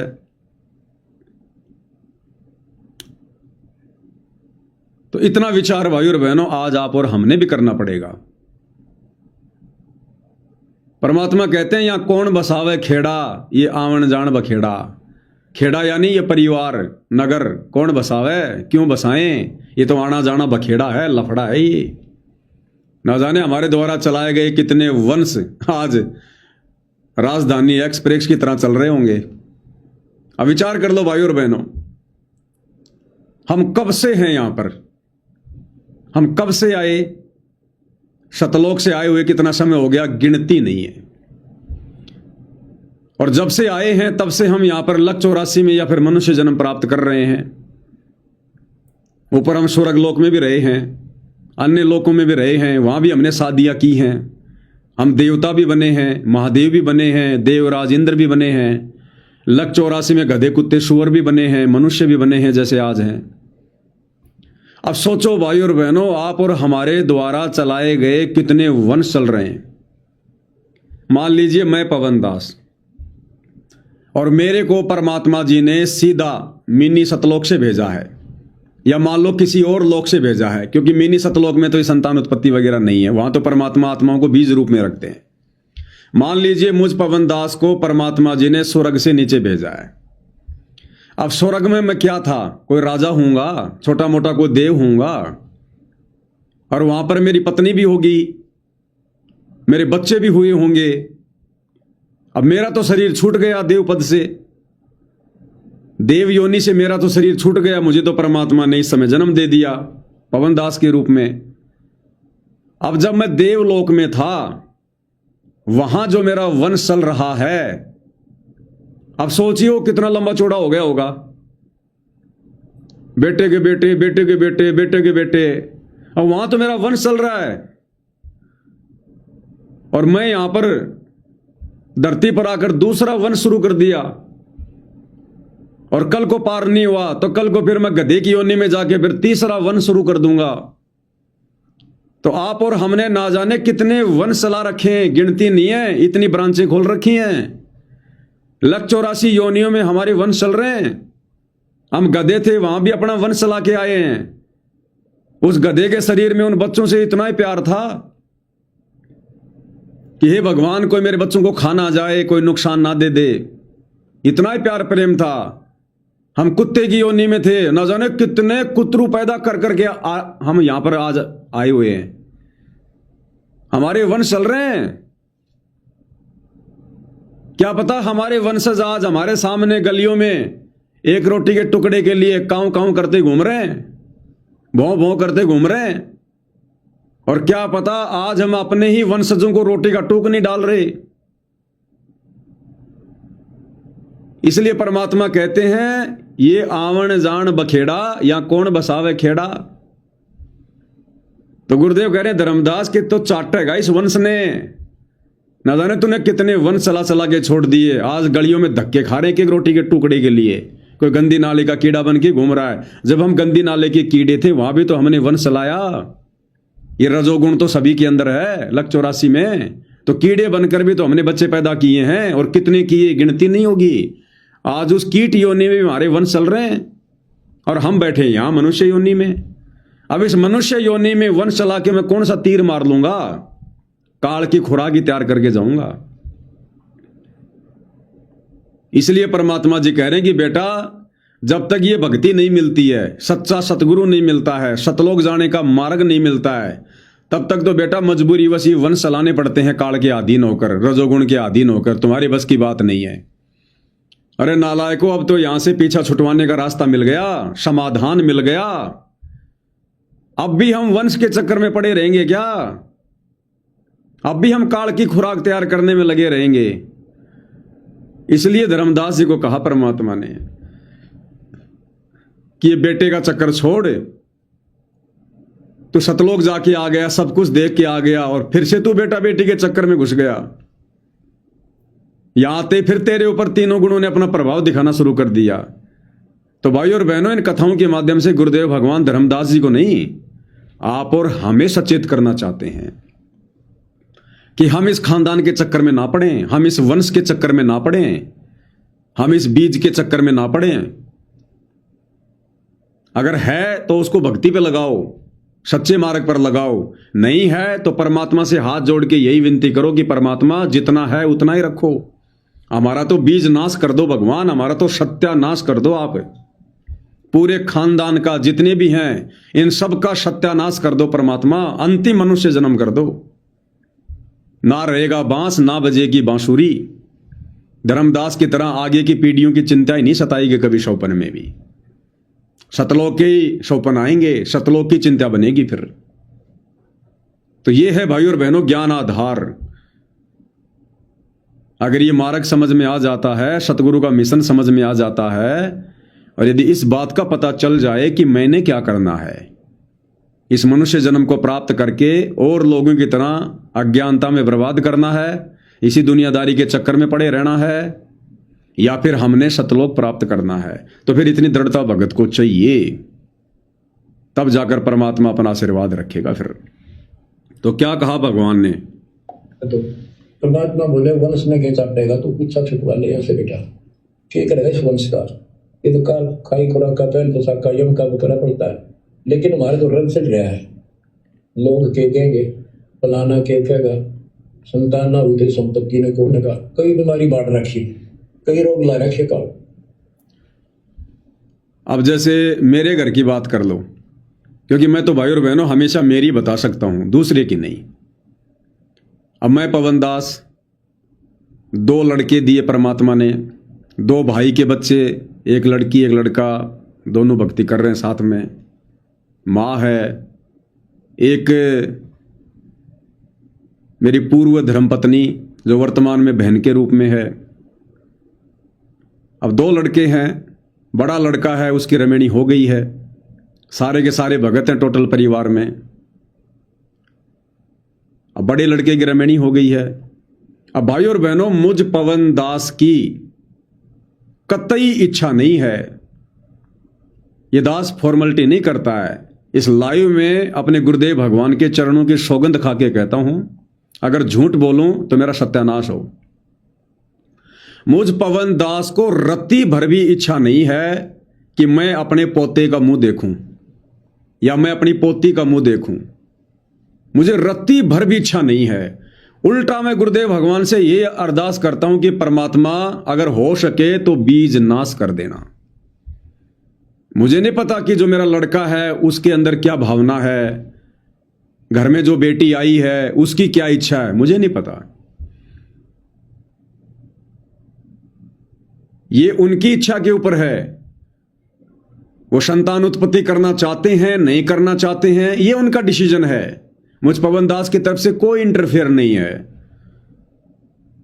हो गया तो मुझे कोई दिक्कत नहीं, ना हुआ तो मुझे कोई दिक्कत नहीं, लेकिन ना हो तो बेटर है। भला इसमें है कि ना हो। परमात्मा बीज नाश कर दे। छोटे वाला लड़का है, 18 साल के आसपास का हो गया। अब एक दिन उसको भी बैठा के प्यार प्रेम से बात कर लेंगे, पूछ लेंगे कि भाई तेरी क्या इच्छा है। पूछना जरूरी है, हम किसी पे दबाव या प्रेशर नहीं रख सकते।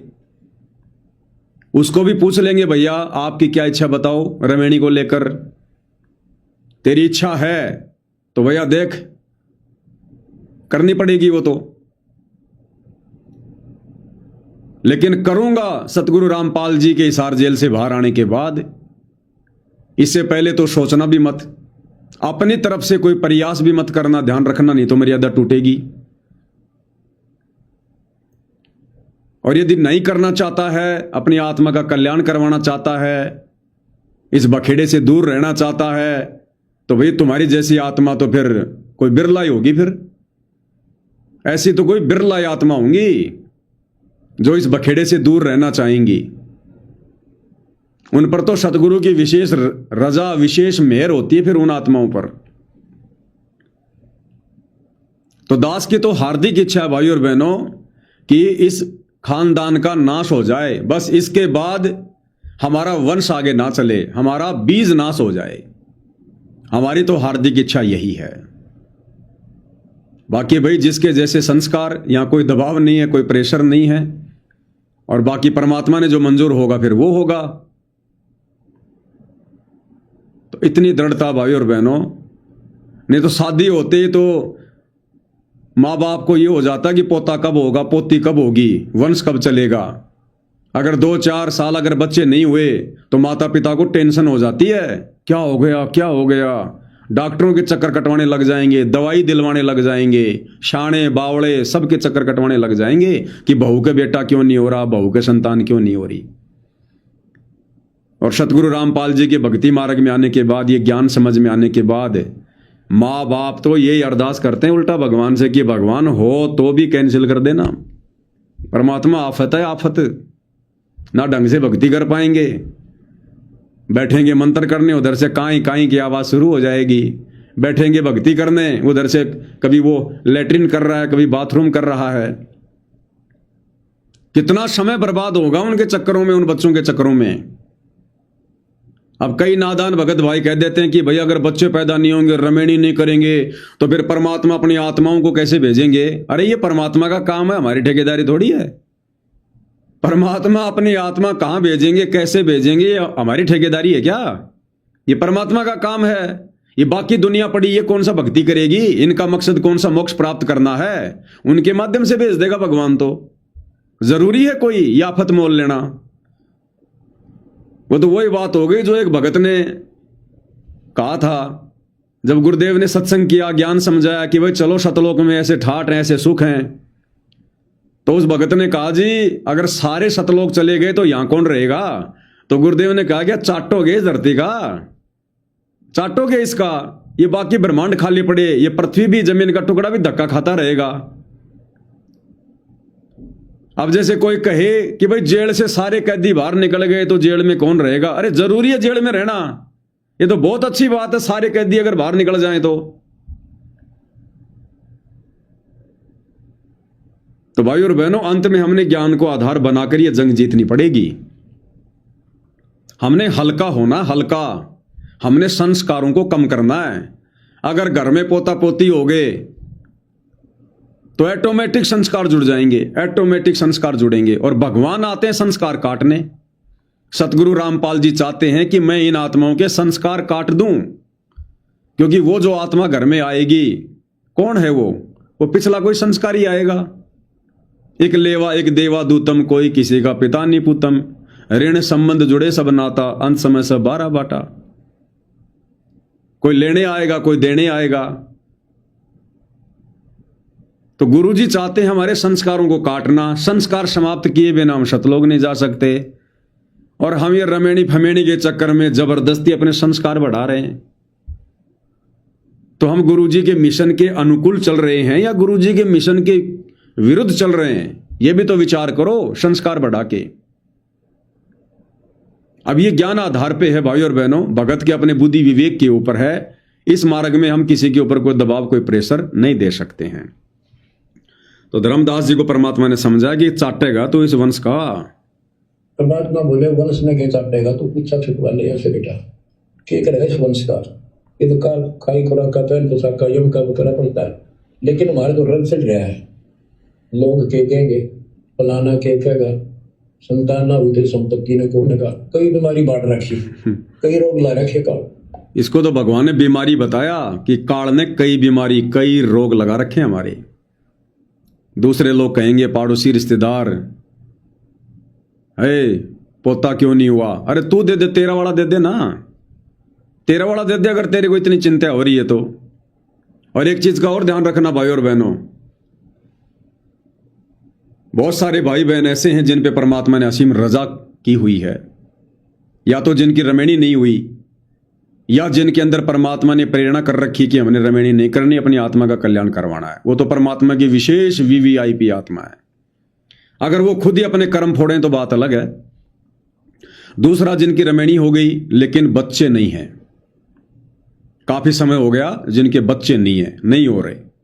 हालांकि भगत ने अपनी तरफ से प्रयत्न नहीं करना चाहिए, ना डॉक्टर के पास, ना कोई जादू जंतर, कुछ नहीं, क्योंकि हमें तो पता चल गया ना, हमारे कोई संस्कार ऐसे शेष नहीं हैं, या फिर गुरुदेव भगवान ने हमारे संस्कार काट दिए हैं जिस कारण से हमारे घर में संतान उत्पन्न नहीं हो रही है।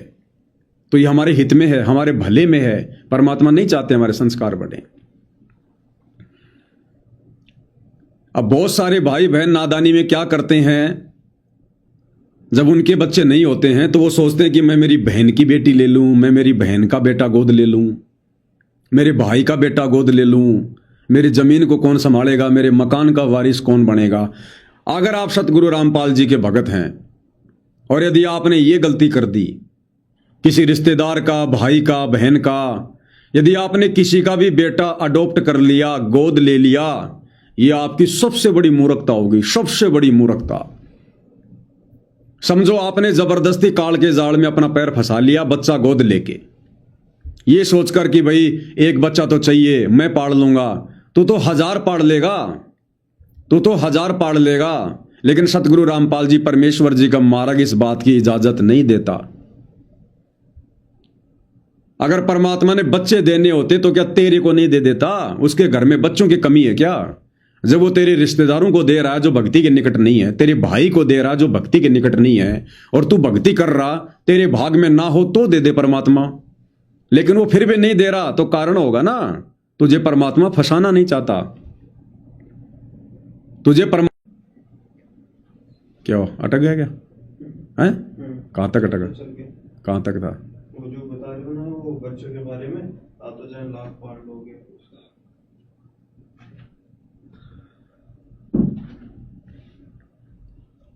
तो भाई और बहनों, बीच में थोड़ा सा नेट डिस्कनेक्ट हो गया था। तो कहने का मतलब है, आप तो लाख बच्चे पाल लोगे, लाख है, लेकिन सतगुरु रामपाल जी परमेश्वर जी की मर्यादाओं के खिलाफ हो जाएगा यदि गुरुदेव ने आपको संतान नहीं दी है, और यदि आपने जबरदस्ती किसी का बच्चा गोद ले लिया तो। और यदि आपने किसी का बच्चा गोद ले रखा है, आपको नहीं पता था इस बात का, और यदि वो बेटा या बेटी भक्ति पर लग गया है तो अच्छी बात है। और उसके लिए भी गुरुदेव भगवान के इसार जेल से बाहर आने के बाद एक बार उनसे प्रार्थना जरूर कर लेना कि परमेश्वर दास ने ये गलती कर दी, ये परमात्मा इसे अपने पास रखूं या फिर वापस लौटा दूं। और आपने किसी का बेटा बेटी गोद ले लिया और वो भक्ति नहीं करना चाहता है, भक्ति पर नहीं लगना चाहता है, आनाकानी करता है, उसे वापस कर दो, वापस कर दो उसे। जब ये संपत्ति हमारी नहीं है तो हम भला किसको इसका वारिस समझेंगे? हम जबरदस्ती किसको वारिस बना देंगे? हम ठेकेदार हैं संपत्ति के। तो ये गलती भाई बहन बिल्कुल भी ना करें, ध्यान रखना। गुरुदेव भगवान हमारे संस्कार काटना चाहते हैं, बढ़ाना नहीं चाहते। यदि हम ऐसी गलती करके जबरदस्ती संस्कारों को बढ़ाएंगे तो ये हमारी सबसे बड़ी गलती होगी, सबसे बड़ी मूर्खता होगी। ये तो बहुत बड़ी रजा, बहुत बड़ी मेहर है सतगुरु रामपाल जी की, जो आपके संतान नहीं है।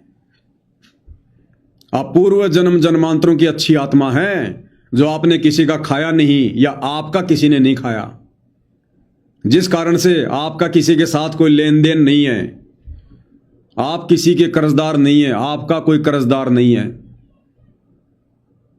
इस प्रकार की आत्माओं को सतगुरु रामपाल जी ने बहुत ही अच्छी आत्मा बताया है, जिनके घर में संतान नहीं है।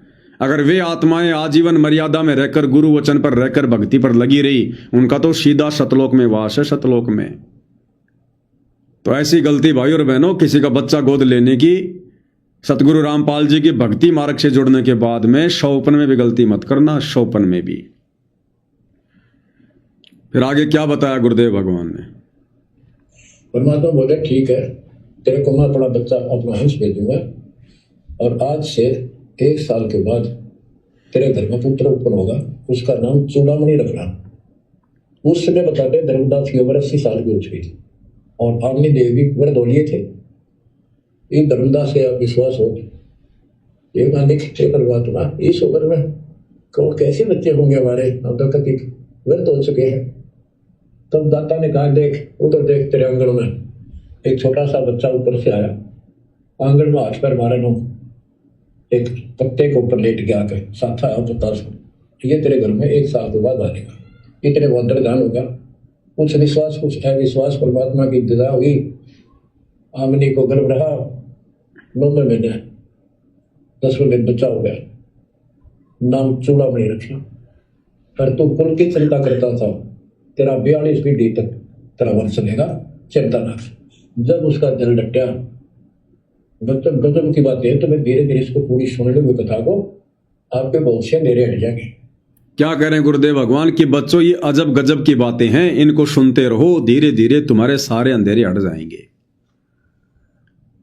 जब धर्मदास जी परमात्मा जी से इस प्रकार की विनती करने लगा कि परमात्मा मेरा तो बीज नाश हो गया, मेरा तो वंश नाश हो गया, एक का बेटा था वो काल का दूध साबित हो गया, चिंतित हो गया, तो परमात्मा ने धर्मदास जी की चिंता को देखते हुए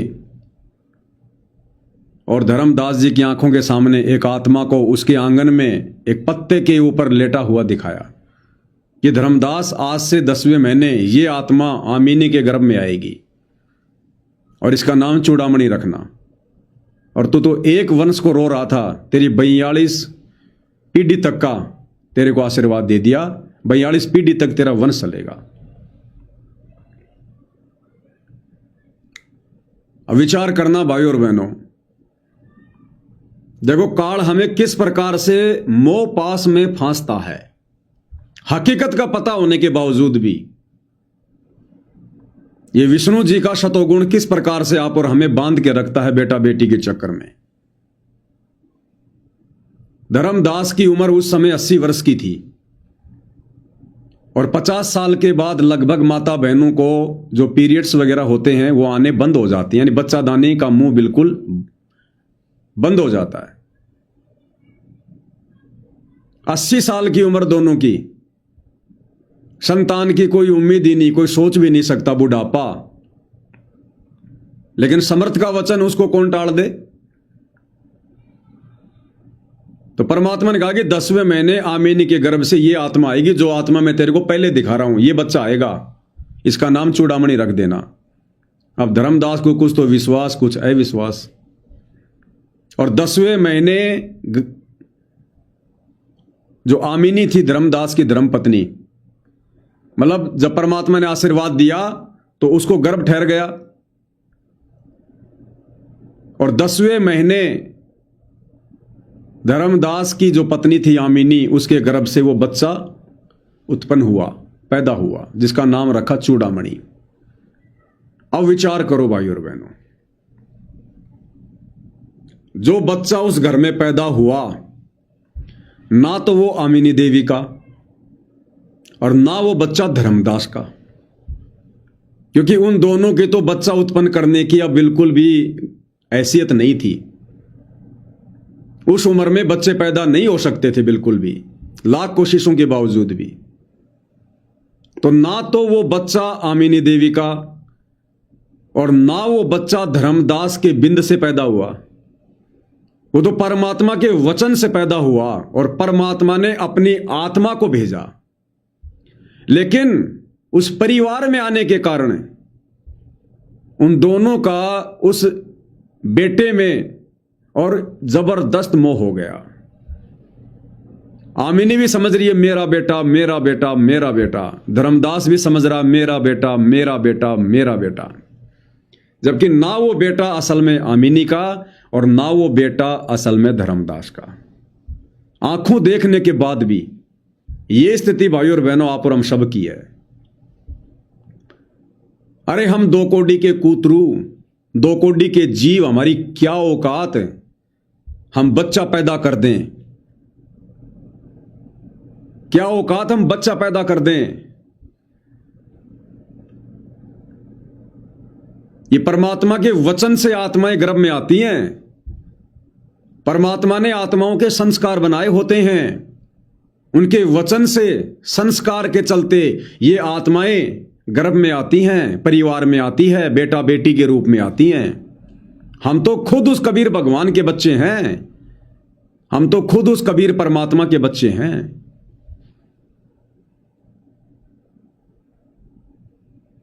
और माता पिता के सहयोग से शारीरिक संबंध बनाने के चलते पानी की 2 बूंद से, रज और बीरज से संतान उत्पन्न नहीं होती।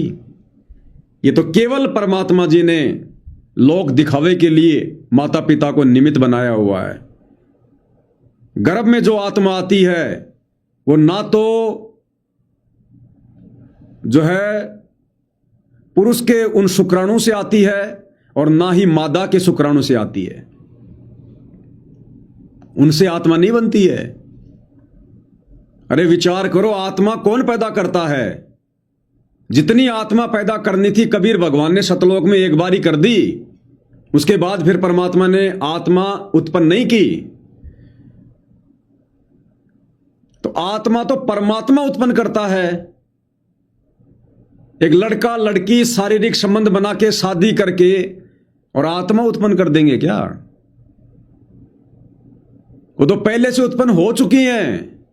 हम सब उस कबीर भगवान सतगुरु रामपाल जी की आत्मा हैं, हम सब उनके बेटा बेटी हैं। हम काहे के बेटा बेटी पैदा कर देंगे? और वो आत्मा शरीर में आती कैसे है?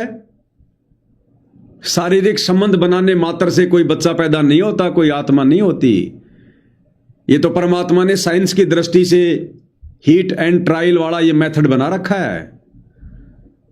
परमात्मा ने बताया स्त्री के गर्भ में आत्मा कैसे आती है। जब परमात्मा ने संस्कारवश किसी के गर्भ में बेटा या बेटी भेजनी होती है आत्मा, तो जैसे आपने कोई फल खाया, परमात्मा उस फल के अंदर आत्मा को प्रवेश कर देता है। और जैसे उस स्त्री ने फल खाया, वो आत्मा उस फल के माध्यम से उसके गर्भ में जाती है।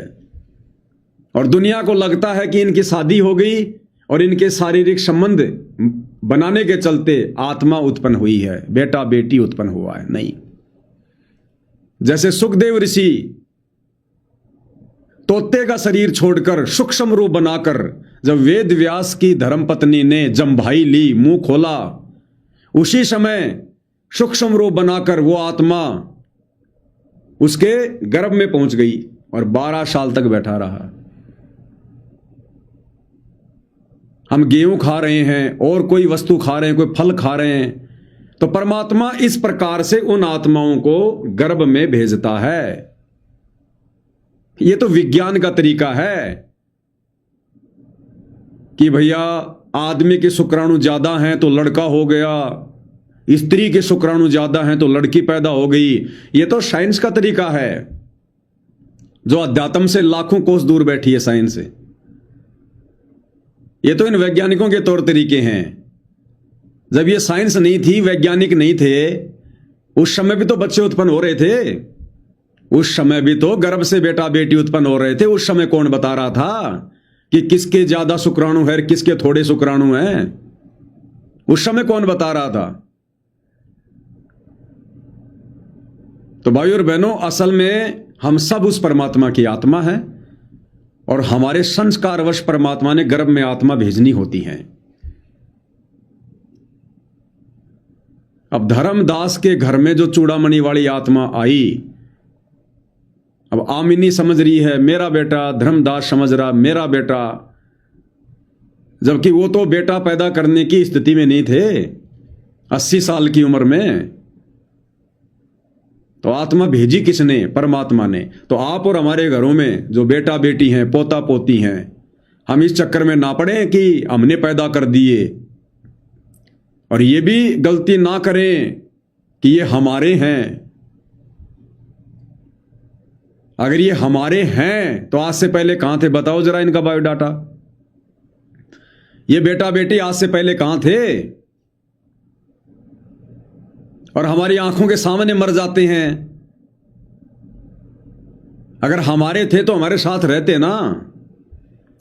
क्यों मर गए हमारी आंखों के सामने? क्यों मर जाते हैं? और मरने के बाद फिर ये कहां जा रहे हैं? इनको पकड़ लो ना कि नहीं भाई तू तो मेरा है, मैंने पैदा किया है। कहां जाएगा? पकड़ लो ना। देखे तो भाई और बहनों, यही है वो विष्णु जी का शतोगुण। दुनिया भर के बेटा बेटी हैं, पड़ोसियों के बेटा बेटी हैं, कोई जन्म रहा है, कोई मर रहा है। हमें जन्मता तो खुशी नहीं, मरता तो कोई गम नहीं। अरे वो भी तो आत्मा है, वो भी तो किसी के गर्भ से आई हैं, वो भी तो बेटा बेटी हैं। लेकिन काल ने तो हमें अपनों के बीच में बांध के रखना है। ये है वो मोह पाश। और ये केवल बात करने से नहीं छूटता भाई और बहनों, ये सतगुरु की मर्यादित भक्ति से और ज्यादा से ज्यादा सत्संग सुनने से। क्योंकि सत्संग सुनने से हमें ज्ञान होगा, हकीकत का पता चलेगा, हम धरातल पर पैर रख के जीना सीखेंगे। और सतगुरु की भक्ति से फिर हमारे अंदर दृढ़ता आएगी, विश्वास बढ़ेगा, हिम्मत मिलेगी हमारे को, तब जाकर यह बात बनेगी। तो यदि परमात्मा किन्हीं आत्माओं के घर पर संतान नहीं भेज रहा है तो वो परम सौभाग्यशाली आत्मा है। उनका तो निश्चित तौर पर मोक्ष संभव है यदि आजीवन विश्वास के साथ मर्यादा में रहकर भक्ति पर लगी रही तो। और जबरदस्ती किसी का बच्चा गोद ले लिया, अडॉप्ट कर लिया, तो भाई और बहनों ध्यान रख लेना, बनी बनाई बात बिगड़ जाएगी, बनी बनाई बात। तो ये गलती हमने नहीं करनी धर्मदास की तरह कि मेरे वंश का क्या होगा, मेरा बीज नाश हो गया। सतगुरु से अर्ज करो कि भगवान बीज नाश ही कर दो हमारा। जो गलती धर्मदास ने कर दी हम नहीं करेंगे। अब आगे क्या कह रहे हैं परमात्मा? परमात्मा ने पूरा में निशाना हुआ, उसको दीक्षा दी। उसी को धर्मदास जी को भी गुरु पद दे दिया था, पर बोला तू किसी बन तक रख दिया, सारा सार नाम तक दे दिया उसको, और कसम खवा दी कि ये नाम किसी को नहीं बताएगा। जब धर्मदास निर्मुख देखे तो उसके लड़के को गुरु पद दे दिया चूड़ामणि। केवल 5 नाम, ये 7 में से 5 बीच के दिए, और बेटा इसी को तू आगे देता रहना, तेरे गुरु पद दे दिया। परमात्मा की कोशिश थी ये मंत्र करते रहेंगे, इनको मनुष्य मिलते रहेंगे, भगवान की आस्था बनी रहेगी, कुछ लाभ होते रहेंगे। और इस बिजली भी दिखलाना था उनको, लेकिन धर्मदास को बता दिया था कि काल मेरे नाम से 12 पंथ चलाएगा, कि सारे गलत साधना करवाएगा, और तेरे वंशज, तेरे परिवार वाले 6ठी पीढ़ी में जाके असली नाम भी छोड़ देंगे। एक टकसारी पंथ होगा, उसकी साधना शुरू कर देंगे, तो एक आने की नहीं होगी। तो एक सारे धर्मदास वाले दामा खेड़ा वाली गति में वो टकसारी वाले की साधना चल रही है, वो 5 नाम भी गए। फिर धर्मदास रोने लग गया, ये मालिक इनका उद्धार कैसे होगा? तो बोले मैंने कुल दिया तेरा 42 वंश तेरे, उद्धार उसका होगा जो मैं भेजूंगा एक संत भगत अपना दास, उससे तेरे पीढ़ी वाले नाम लेंगे या सारा संसार लेगा, सबकी मुक्ति हो जाएगी। बच्चों, परमात्मा की ऐसी मर्यादा है। आप ये सत्यनारायण कथा सुन रहे हो और सुनते रहो, मुश्किल से ये अमर कथा के लिए सुनने को। मालिक क्या कहा परमात्मा ने धर्मदास जी से? जब धर्मदास ने कहा कि परमात्मा मेरी पीढ़ियों का मोक्ष, तो परमात्मा ने कहा कि तू तो एक वंश के लिए रो रहा था, मैंने तेरे को 42 पीढ़ी तक तेरा वंश चलेगा यह आशीर्वाद दे दिया। लेकिन धर्मदास, तेरे वंशजों का मोक्ष कब होगा, कैसे होगा? क्या कहा परमात्मा ने कि मैं आगे चलकर अपना एक भगत भेजूंगा, अपना एक संत भेजूंगा, अपना एक दास भेजूंगा। यानी परमेश्वर छुपा रहे थे धर्मदास जी के आगे। क्योंकि धर्मदास जी इन बातों को समझ नहीं पा रहा था। तो अपने आप को छुपाते हुए धर्मदास जी को कहा कि मैं अपना एक दास भेजूंगा, अपना एक भगत भेजूंगा, और तेरे ये जितने भी वंशज हैं ये जब उससे दीक्षा लेंगे, उसकी भक्ति करेंगे, तब इनका पूर्ण मोक्ष होगा, तब इनका पूर्ण मोक्ष होगा। अब वो दास भगत संत कौन? वर्तमान में सतगुरु रामपाल जी। यानी आना तो स्वयं कबीर भगवान ने था, और खुद कबीर भगवान ही आए हुए हैं।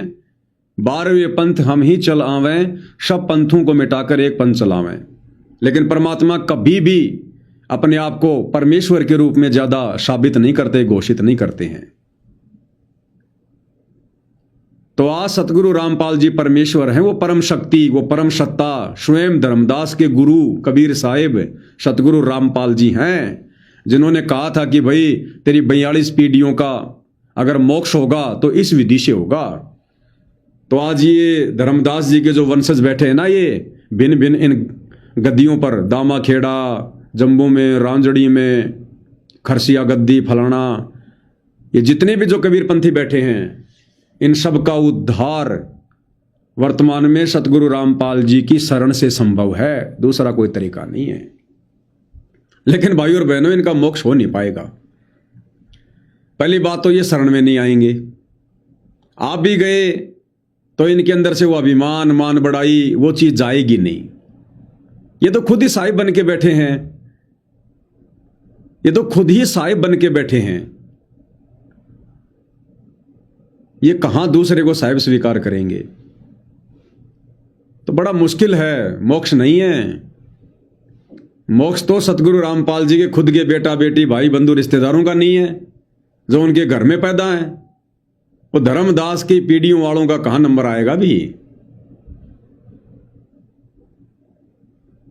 तो देख लो धर्मदास जी ने जो वंश चलाया उसका क्या हो गया। अब धर्मदास जी ने वंश की प्रार्थना की थी, भगवान मेरा वंश चलाओ, मेरा वंश चलाओ, मेरा बीज नाश हो गया। करवा दिया सत्यानाश धर्मदास ने। अब ये गधे कुत्ते सुअर बन के फिरेंगे। अब ये धर्मदास के वंश वाले, उनकी पीढ़ियों वाले जो आज साहिब बनकर घूम रहे हैं, कल को सुअर बन के लेटरिन खाते फिरेंगे लक 84 में। ये दुर्गति करवा गया धर्मदास अपने खानदान की, अपने वंश की। खुद तो चला गया, खुद तो चला गया वंश चला के, खुद तो कहीं और वंश चला रहा होगा, और पिछले वंश की अब दुर्गति करवा गया, कर्म फुड़वा गया। तो ऐसे आप और हम करते हैं। तो भाई और बहनों, वर्तमान में तो भगवान से प्रार्थना करो, परमात्मा बीज नाश कर दो, बीज नाश। ये आमण जान बखेड़ा, या कौन बसावे खेड़ा। उसे तेरे पीढ़ी वाले नाम लेंगे या सारा संसार लेगा, सबकी मुक्ति हो गया। बच्चों, परमात्मा की ऐसी मर्जी है। आप ये सत्यनारायण कथा सुन रहे हो और सुनते रहो, मुश्किल से ये अमर कथा मिली है सुनने को। मालिक आपको मोक्ष दे, सदा सुखी रखे। सत्साई।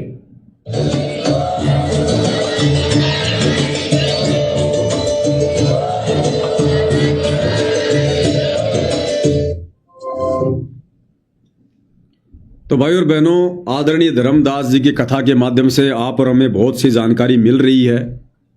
भक्ति मार्ग पर बने रहने के लिए, दृढ़ता के लिए, विश्वास के लिए धर्मदास जी के माध्यम से परमात्मा हमें यही समझाना चाहते हैं कि जो कमी धर्मदास ने दिखाई भक्ति मार्ग पर, वो कमी हम पिछली पीढ़ी वाले भक्तों ने नहीं दोहरानी है। हमने इन कथाओं से, इस इतिहास से शिक्षा लेनी है, नादानी नहीं करनी है जो धर्मदास जी ने की। तो धर्मदास जी की कथा सुनाने का यही मकसद है। तो धर्मदास जी की कथा अभी जारी है, 1-2 एपिसोड और होंगे। तो उनमें भी परमेश्वर हमें क्या कुछ शिक्षा देंगे वो हम आगे जानने का प्रयास करेंगे। अब हम वीडियो के लास्ट में पूज्य गुरुदेव भगवान की एक शब्द के साथ में महिमा करेंगे।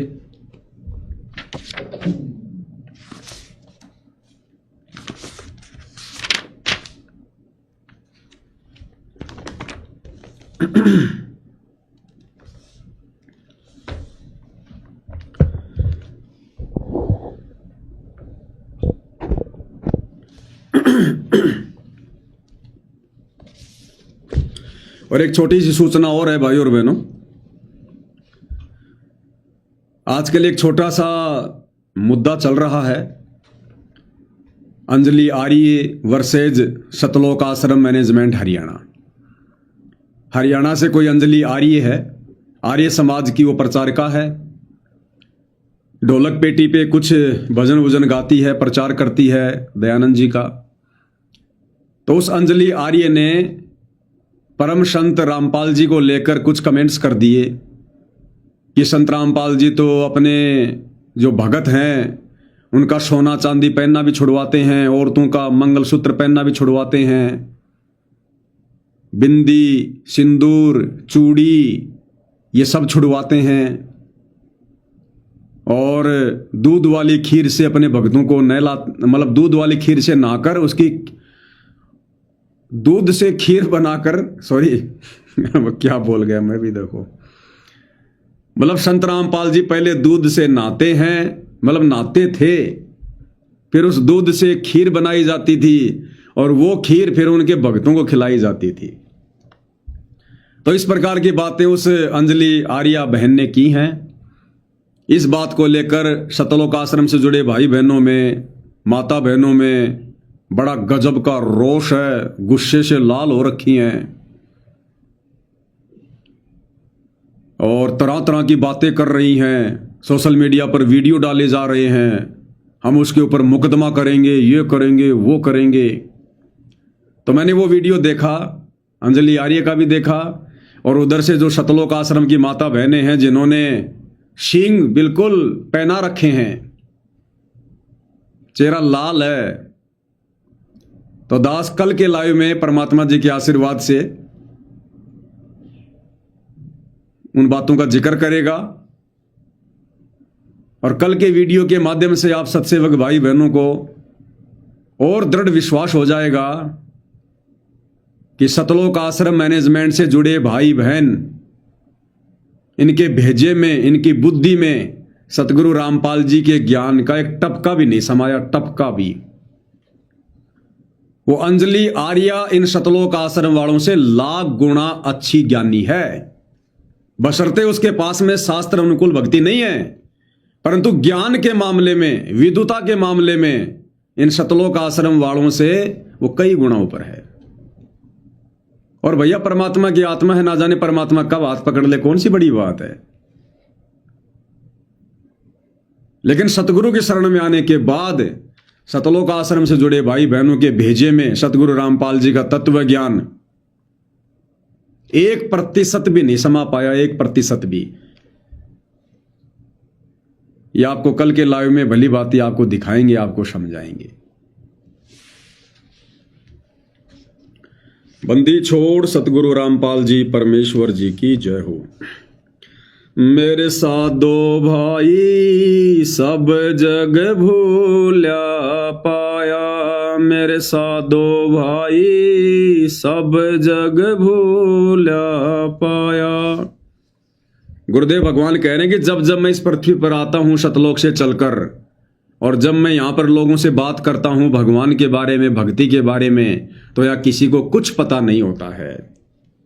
मेरे साधो भाई सब जग भूल्या पाया, मेरे साधो भाई सब जग भूल्या पाया।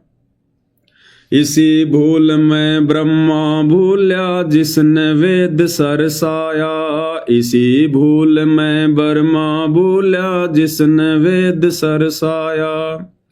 वेद पढ़ वो पंडित भूल्या भेद मर्म ना पाया, मेरे साधो भाई सब जग भूल्या पाया, मेरे साधो भाई सब जग भूल्या पाया। इसी भूल में विष्णु भूल्या जिन वैष्णव धर्म चलाया, इसी भूल में विष्णु भूल्या जिन वैष्णव धर्म चलाया। तीर्थ व्रत का बांध महात्म बहुविध जीव फसाया, मेरे साधो भाई सब जग भूला पाया मेरे साधो भाई, सब जग भूला पाया। इसी भूल में शंकर भूल्या जिन भिक्षुक पंथ चलाया, इसी भूल में शंकर भूल्या जिन भिक्षुक पंथ चलाया। सिर पर जटा हाथ में खप्पर, ये घर घर अलख जगाया मेरे साधो भाई, सब जग भूला पाया मेरे साधो भाई, सब जग भूला पाया। इसी भूल में भूले मच्छंदर जिन सिंगल दीप बसाया, इसी भूल में भूले मच्छंदर जिन सिंगल दीप बसाया। विषय वासना के वश होकर अपना योग नसाया मेरे साधो भाई, सब जग भूला पाया मेरे साधो भाई, सब जग भूला पाया। इसी भूल में मोहम्मद भूल्या जिन न्यारा ये धर्म बनाया, इसी भूल में मोहम्मद भूल्या जिन न्यारा ही धर्म बनाया। पर तिरिया संग फिरे बरमता, लिंग और मूछ कटाया मेरे साधो भाई, सब जग भूला पाया मेरे साधो भाई, सब जग भूला पाया।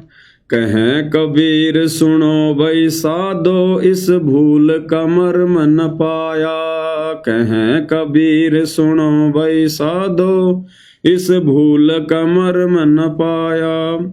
जिसने पा गया भेद भूल का वो गर्भवास नहीं आया मेरे साधो भाई, सब जग भूला पाया मेरे साधो भाई, सब जग भूला पाया।